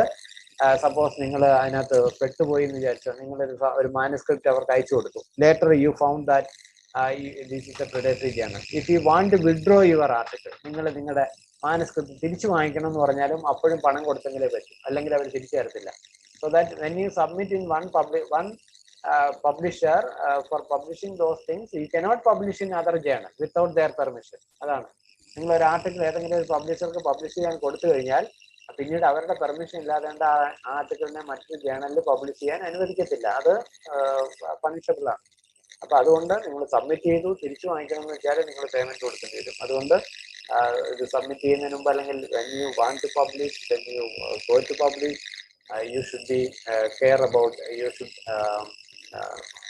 be more careful about this type of predatory publishing. ഇതാണ് actually you can see if somebody is publishing. നിങ്ങൾ എവിടെയെങ്കിലും publish ചെയ്തിട്ടുണ്ട്, അല്ലെങ്കിൽ open domain, പ്രധാനമായും നിങ്ങൾ ഓപ്പൺ ആക്സസിനകത്ത് പബ്ലിഷ് ചെയ്തിട്ടുണ്ടെന്നാണ് അവർ നിങ്ങളെ സെർച്ച് ചെയ്തിരിക്കുക, അവർ നിങ്ങളെ അന്വേഷിച്ചിരിക്കുകയാണ്. So you will get they will get the details of you and they will approach you to publish in their journal. So idana because if you idana nammale endha parayunnathu publish cheyan preripikkaപ്പെടുന്നു. Onna research environment there is usually more value for quantity over quality. നമുക്ക് quantity വേണം, നമുക്ക് 50 paper വേണം, അല്ലെങ്കിൽ 100 paper വേണം, 10 paper വേണം. ഇപ്പൊ തന്നെ പ്രൊഫസേഴ്സിന്റെ college teachers professor ആവാൻ വേണ്ടിയുള്ള ഇന്റർവ്യൂ നടക്കാൻ പോവാണ്. അവർ 10 പബ്ലിക്കേഷൻസ് വേണമെന്നാണ്. ആ 10 publication care list, UGC care ലിസ്റ്റിനകത്തുള്ള പബ്ലിക്കേഷൻ വേണമെന്നാണ് പറയുന്നത്. പക്ഷെ നിങ്ങൾ പത്രത്തിനകത്ത് ഇപ്പം ന്യൂസ് കണ്ടു കാണും, അവർ അല്ലാതുള്ള ജേണൽ ആർട്ടിക്കിൾസ് പലരും സബ്മിറ്റ് ചെയ്തിട്ടുണ്ട്. എന്നിട്ട് അതിൻ്റെ കൂടെ തന്നെ നേതാക്കൾ ഗവൺമെന്റ് റെപ്രസെന്റേഷൻ കൊടുത്തായിട്ട് പത്രത്തിൽ കൂടെ വായിച്ചു. അത് എന്താ പറയുക, പ്ലാഗിയറിസം ചെക്ക് ചെയ്യാൻ പാടില്ല, അത് കോപ്പി അടിച്ചാണോ നിങ്ങൾ പരിശോധിക്കാൻ പാടില്ല. അപ്പൊ തന്നെ അറിയാം what is the quality of that particular publication. So hiring and promotion of academics is based on largely on the number of publications. അതുകൊണ്ടാണ് നമ്മൾ ഇതിൽ പബ്ലിഷ് ചെയ്യാൻ പോകുന്നത്. അതുകൊണ്ട് ക്യാരക്ടറിസ്റ്റിക്സ് എന്ന് പറഞ്ഞാൽ you will not wait for that. If you want to publish a particular article, you submit the article, next day it will be published. But in peer-reviewed journal or in scholarly journals, it will not be possible. If you send the manuscript to them, it will take at least 6 months to publish. 6 മാസമെങ്കിലും ഏറ്റവും കുറഞ്ഞത് quality journal publish ചെയ്യാൻ വേണ്ടിയിട്ട് എടുക്കും. And there is no review system, no peer review system here. Acceptance guaranteed, നിങ്ങൾ submit ചെയ്യുമ്പോൾ തന്നെ publish ചെയ്യുന്ന ഒരു ഗ്യാരണ്ടി തരും. There is no editorial board, no experience is necessary. നിങ്ങൾക്ക് ഒരു പ്രത്യേകിച്ച് ഒരു റെപ്യൂട്ടേഷൻ്റെ ആവശ്യമില്ല. Anybody can publish. So that is the peculiarity of this predatory publication. So these are the things: invite audience through aggressive emails, then perform little or no editorial work, പെട്ടെന്ന് publish ചെയ്യും, no editorial board, mimic reputable journal site confuse you. അത് site ഒക്കെ കണ്ടു കഴിഞ്ഞാൽ നിങ്ങളെ confuse ചെയ്യും. അതുകൊണ്ട് when you want to publish, you have to think, you have to check, then only submit. Unfortunately, you submit something, if you want to withdraw, you have to pay for that. So അങ്ങനെയുള്ള ട്രാപ്പിൽ പോയി പെടാതിരിക്കാൻ വേണ്ടി ശ്രമിക്കും. then അതിനാണ് UGC തന്നെ UGC ഒരു care list, UGC പണ്ട് approved list of journals by UGC എന്നായിരുന്നു പറഞ്ഞിരുന്നത്. ഇപ്പൊ അതിനെ 2019 UGC കെയർ ലിസ്റ്റ് എന്ന് പറഞ്ഞൊരു list of journals that published by UGC and it is called UGC care list, so that you have to publish in UGC care list for getting appropriate reputation. നിങ്ങൾക്ക് അംഗീകരിക്കപ്പെടണമെങ്കിൽ ഇങ്ങനെയുള്ള ജേണലുകൾക്ക് മാത്രമേ publish ചെയ്യാവൂ. അവിടെയാണ് നമ്മൾ ജേണലിന്റെ quality press ചെയ്യുന്നതിന് impact factor എന്താണെന്ന് അറിയുന്നത്. ഒരു ജേണലിന്റെ ക്വാളിറ്റി അറിയുന്നത് അതിന്റെ ഇമ്പാക്ട് ഫാക്ടറിനെ അടിസ്ഥാനമാക്കിയാണ്. ഒരു സിമ്പിളായിരുന്നു സംഭവം. ഒരു ജേണലിന്റെ ഇമ്പാക്ട് ഫാക്ടർ എന്ന് പറഞ്ഞു കഴിഞ്ഞാൽ, ഒരു ജേണലിനകത്ത് കുറെ ആർട്ടിക്കിൾ എഴുതിയാൽ ആ ആർട്ടിക്കിൾ ആരെങ്കിലുമൊക്കെ ഉപയോഗിക്കുമ്പോൾ അവർക്ക് നിങ്ങൾക്ക് പ്രോപ്പറായ ക്രെഡിറ്റ് തരും, സൈറ്റേഷൻ തരും. അതിനെയാണ് സൈറ്റേഷൻ എന്ന് പറയുന്നത്. അപ്പം ഒരു ജേണലിന്റെ ഇമ്പാക്ട് ഫാക്ടർ, ഇപ്പൊ impact factor of A journal in 2021 എന്ന് പറഞ്ഞു കഴിഞ്ഞാൽ അത് ആ ജേണൽ 2020-ലും 2019-ലും എത്ര സൈറ്റേഷൻ റിസീവ് ചെയ്തു എന്ന് പറഞ്ഞാൽ ആ ജേണലിനകത്ത് വന്നിട്ടുള്ള ആർട്ടിക്കിൾ എത്രത്തോളം ആൾക്കാർ ഉപയോഗിച്ചു, അതാണ് സൈറ്റേഷൻ എന്ന് പറയുന്നത്. This number of citations received by the publication in the previous 2 years divided by total number of articles published in those publications in the same year. 2020-ലും 2019-ലും അതിനകത്ത് എത്ര ആർട്ടിക്കിൾ പബ്ലിഷ് ചെയ്തു വന്നു അതുകൊണ്ട് ഡിവൈഡ് ചെയ്യുമ്പോഴാണ് അതിന് നമുക്ക് എന്ത് പറയുക, ഇമ്പാക്ട് ഫാക്ടർ എന്ന് പറയുക. If impact factor is more, then we can say that the quality of the journal is good. ഒരു ജേണലിന്റെ ക്വാളിറ്റി മെഷർ ചെയ്യുന്നത് ഇതിനെ അടിസ്ഥാനമാക്കിയാണ്, ഇമ്പാക്ട് ഫാക്ടറിനെ അടിസ്ഥാനമാക്കിയാണ്. It is A ratio of the number of citations received by the journal in the previous 2 years divided by the total number of articles published by the same journal in the same 2 years. Okay, clear? Impact factor endana?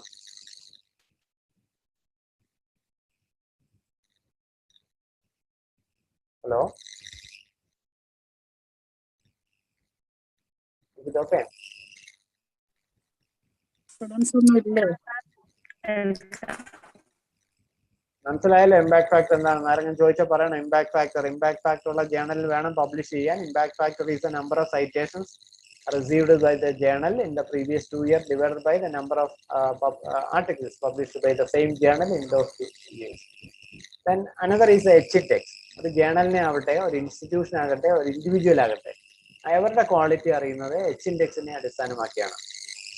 ഇവിടെ നമുക്ക് number of articles publish ചെയ്യുന്നതിലല്ല പ്രാധാന്യമുള്ളത്, number of quality journals publish ചെയ്യുന്നതിലാണ് ഇവിടെ നമുക്ക് importance ഉള്ളത്. For example, H-index of an individual എന്ന് പറഞ്ഞാൽ ഒരാൾ 5 ആർട്ടിക്കിൾ പബ്ലിഷ് ചെയ്തു.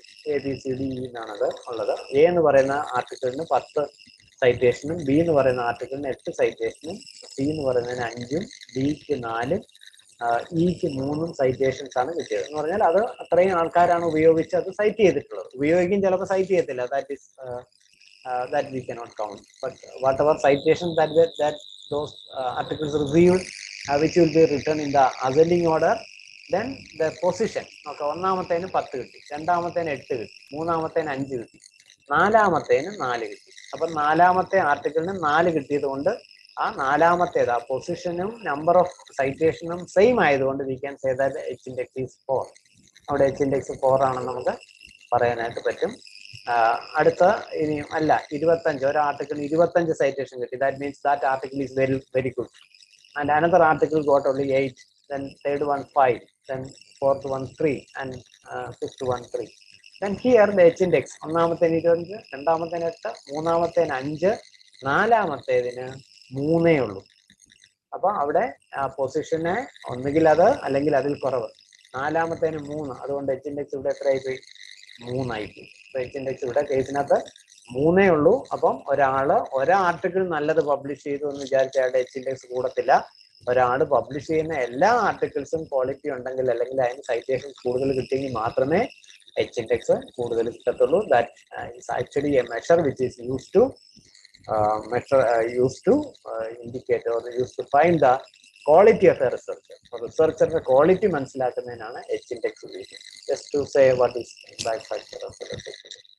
ഇവിടെയാണ് നിങ്ങൾക്ക് വെബ് ബേസ്ഡ് ആയിട്ടുള്ള ചില ടൂൾസ് ഉപയോഗിച്ചുകൊണ്ട് പബ്ലിഷ് ചെയ്യാനായിട്ട് സാധ്യമാകുന്നത്. I think in your curriculum also these type of things which is available. You can publish in wiki. You have a group of students in the classroom. You can make the content by in a collaborative mode through wiki. There are so many tools which is available for creating wiki, as well as blog. Blog is an online diary, so that you can put the content in a chronological order and it will be published through this blog. There are so many tools for that. Then podcast is another thing that you can publish some of the audio as well as video content through this podcast. So these are the tools, some of the tools for web tools, that is wiki.js, then DokuWiki, then MediaWiki, XWiki, then Bookstack. ഇതെല്ലാം wiki tools ആണ്, so that you can use these tools.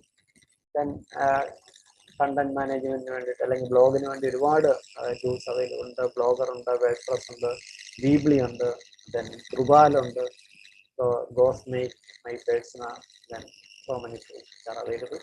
Then for podcasting, either Audacity, Blogarm, there are so many things available. then pod B ഇങ്ങനെയുള്ള ഒരുപാട് web tools ഉണ്ട് so that you can publish, but when you publish it will not be a plagiarized content. മറ്റൊരാൾ എഴുതിയ കാര്യങ്ങളെ മോഷ്ടിച്ചെടുക്കുന്നതാവാൻ പാടില്ല. You have to use your own voice in the content that will be published. Otherwise, you have stolen something from somewhere and put it into your own.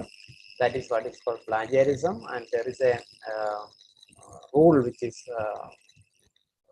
provided by or published by UGC MHRD. That is what is called UGC Regulation 2018.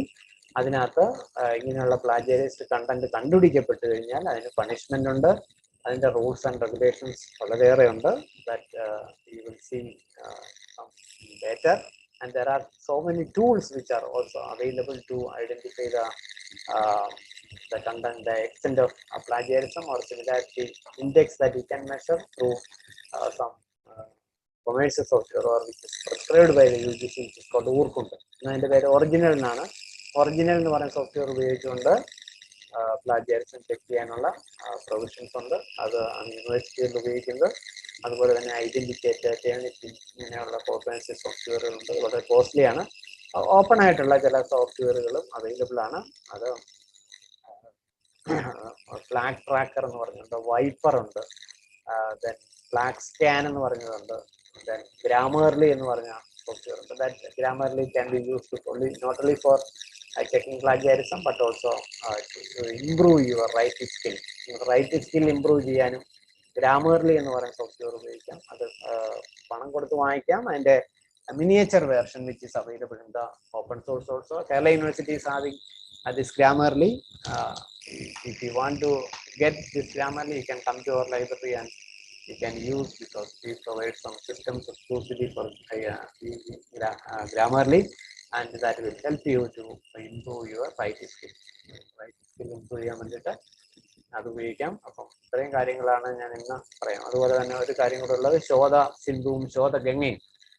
ശോധഗംഗ is the repository of Indian theses and dissertations, and 3,25,000 Shodha Sindhu is another thing. Shodha Sindhu is a e-journal platform. Electronic journal കിട്ടുന്ന ഒരു ഇതാണ് UGCയുടെ. അതിനകത്തൂടെ കുറെ ജേണലുകൾ കിട്ടും. ഇന്ന് ഈ ശോധ സിന്ധു എന്ന് പറയുന്ന ചില കോളേജുകൾക്ക് എൻലിസ്റ്റ് എന്ന് പറഞ്ഞ ഇതാണുള്ളത്. എൻലിസ്റ്റും ICT ഇൻസ്റ്റിറ്റ്യൂഷൻസിലുള്ള ഇൻഡസ് കൺസോർഷ്യവും യൂണിവേഴ്സിറ്റികൾക്കുള്ള UGC ഇൻഫോനെറ്റും കൂടെ ചേർന്ന് ഇപ്പോൾ ഇതിനെ ഈ ശോധ സിന്ധു എന്നാണ് അറിയപ്പെടുന്നത്. So that you will get a lot of information, through lot of electronic content through this ശോധ Sindhu. And another is Enlist. ഇതിപ്പം ചെറിയ കോളേജുകൾക്ക് Enlist ആണ് കിട്ടുന്നത്. അത് ഈ ശോധ സിന്ധുവിന്റെ പാർട്ടാണ്. അതിനകത്ത് ഇൻഡസ്ട്രിന്റെ കൺസോർഷ്യം UGC ഇൻഫോനെറ്റും കൂടെ Enlisറ്റും കൂടെ ചേർന്നാണ് ഈ ശോധ സിന്ധു എന്ന് പറയുന്നത്. ഇതാണ് Enlistന്റെ home page. You can search a number of articles through keyword or advanced search like that you can use. Then these are the important journals which are available through e-Shodha Sindhu. Books are also available. Then Shodha Ganga. This is another thing which is very useful for you, because when you search in Shodha Ganga, you can find a number of theses which is available. Around 3.25 lakhs of theses is available in Shodha Ganga, and you can search those things by using your research scholar name, date name, keyword, department, subject, etc.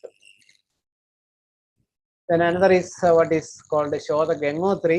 That is a synopsis which is available. So if you want to register for PhD program, you have to submit a synopsis to the university, and after accepting that synopsis by the doctorate committee, it will be uploaded in Shodha Gangotri, so that you can search in Shodha Gangotri for synopsis. So that main aim of Shodha Gangotri is to avoid the duplication of work. ഒരാൾ ചെയ്യുന്ന ജോലി മറ്റൊരാൾ ചെയ്യാതിരിക്കാൻ വേണ്ടി, അല്ലെങ്കിൽ ഏതൊക്കെ മേഖലകളിലാണ് research നടക്കുന്നതെന്ന് അറിയാൻ വേണ്ടിയിട്ടാണ് ശോധ ഗംഗോത്രി ഉള്ളത്. So that you can use Shodha Gangotri for avoiding this duplication of research. And Shodha Gangotri നിങ്ങൾ സിനോപ്സിസ് അപ്ലോഡ് ചെയ്ത് കഴിഞ്ഞാൽ തീസിസ് സബ്മിറ്റ് ചെയ്യുന്ന സമയത്ത് ഈ ശോധ ഗംഗോത്രിയുടെ സിനോപ്സിസും നിങ്ങളുടെ തീസിസും തമ്മിൽ മാച്ച് ചെയ്യും. അത് രണ്ടും സിനോപ്സിസ് എന്ന് പറഞ്ഞാൽ നിങ്ങൾക്ക് അറിയാം എന്താണെന്നറിയാം. It's a blueprint of the research activity. അപ്പം അതനുസരിച്ചാണ് ചെയ്തതെന്നുള്ളത് മനസ്സിലാക്കാനാണ് ഇത് രണ്ടും ഉപയോഗിക്കുന്നത്. These are also the product of UGC, and it is provided to us by using InflineNet, Information Library Network വഴിയാണ് നമുക്ക് എടുക്കുന്നത്. അപ്പം ഇത്രയും കാര്യങ്ങളാണ് പറയാനുള്ളത്. കൂടുതൽ കാര്യങ്ങൾ പറയണമെന്നുണ്ടായിരുന്നു, പക്ഷേ സമയം ഒരുപാടായി, ബോറടിക്കുന്നുണ്ടാവും. എന്തായാലും ഇത്രയും സമയമെങ്കിലും നിങ്ങളുമായിട്ട് സംവദിക്കാൻ കിട്ടിയ വളരെ സന്തോഷം. എന്തെങ്കിലും സംശയങ്ങളുണ്ടെങ്കിൽ എനിക്ക് ചോദിക്കാം. I am ready to answer with my knowledge. And if you want to get further assistance, you can come to University Library and we are always happy to serve you. Okay. Thank you. Any question?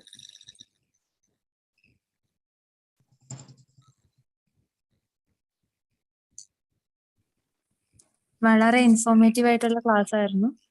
ആർക്കെങ്കിലും എന്തെങ്കിലും doubts ഉണ്ടെങ്കിൽ ചോദിക്കാം സാറിനോട്.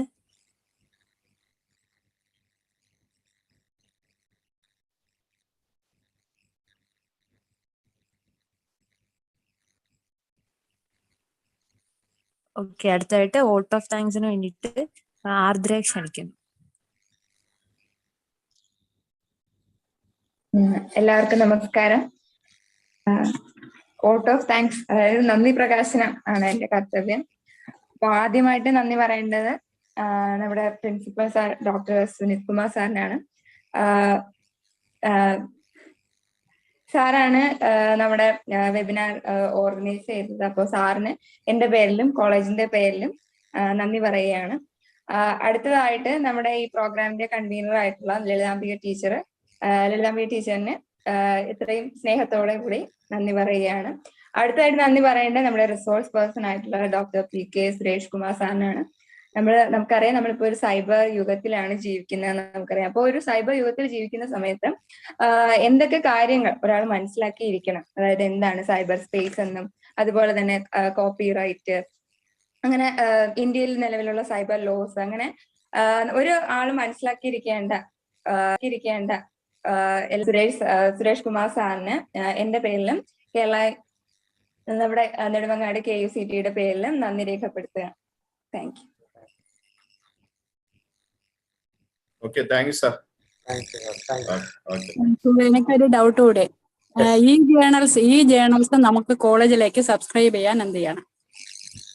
ഈ ഞാൻ subscribe ചെയ്യാൻ commercial vendors വഴി ഇപ്പം ഇതിന് പിന്നെ ഇവരുണ്ട്, ഈ ഇടനിലക്കാരുണ്ട്, അവരെ കോൺടാക്ട് ചെയ്തത്. ഇപ്പോൾ അലൈഡ് പബ്ലിഷേഴ്സ് എന്ന് പറഞ്ഞിട്ട് ചെന്നൈയിലുള്ള ഒരു ഏജൻസിയാണ് യൂണിവേഴ്സിറ്റികൾക്ക് തരുന്നത്. നമ്മൾ ഒരുപാട് പബ്ലിഷേഴ്സിനെ സെപ്പറേറ്റ് കണ്ടുപിടിക്കുന്നതിലും നല്ലത് നമ്മുടെ ഏരിയ ഏത് ഏരിയ ആണെന്ന് പറഞ്ഞു കഴിഞ്ഞാൽ they will identify some publishers and they will give you a quotation like that, and if you can invite quotation from other publishers also and you will get the അതായിരിക്കും നല്ലത്. അല്ലെങ്കിൽ നമ്മൾ direct ആയിട്ട് പോയി കഴിഞ്ഞാൽ ഓരോരുത്തർക്കും ഓരോ റേറ്റ് ആണ്. അത് ഏതെങ്കിലും കിട്ടാതിരുന്നു കഴിഞ്ഞാൽ നമ്മൾ കൃത്യമായി അത് മോണിറ്റർ ചെയ്ത് ഗ്യാപ്പ് ഇഷ്യൂസ് കണ്ടുപിടിക്കണം. ബട്ട് ഏതെങ്കിലും ഒരു ഈവൻ മാനേജ്മെന്റ് തന്നെ നമ്മുടെ ഏതെങ്കിലും ഒരാളിനെ മാത്രം ചെയ്താൽ മതി. അപ്പം അതുകൊണ്ട് അങ്ങനെയുള്ള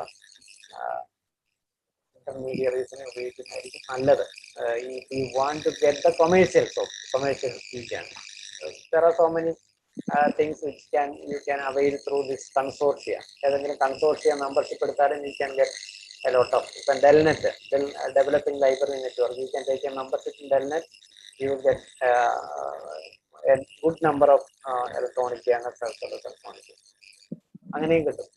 അപ്പം കുറച്ച് payment Enlist, you can take the membership in Enlist. Now it is easy of you can pay only I think 5,000 something annually.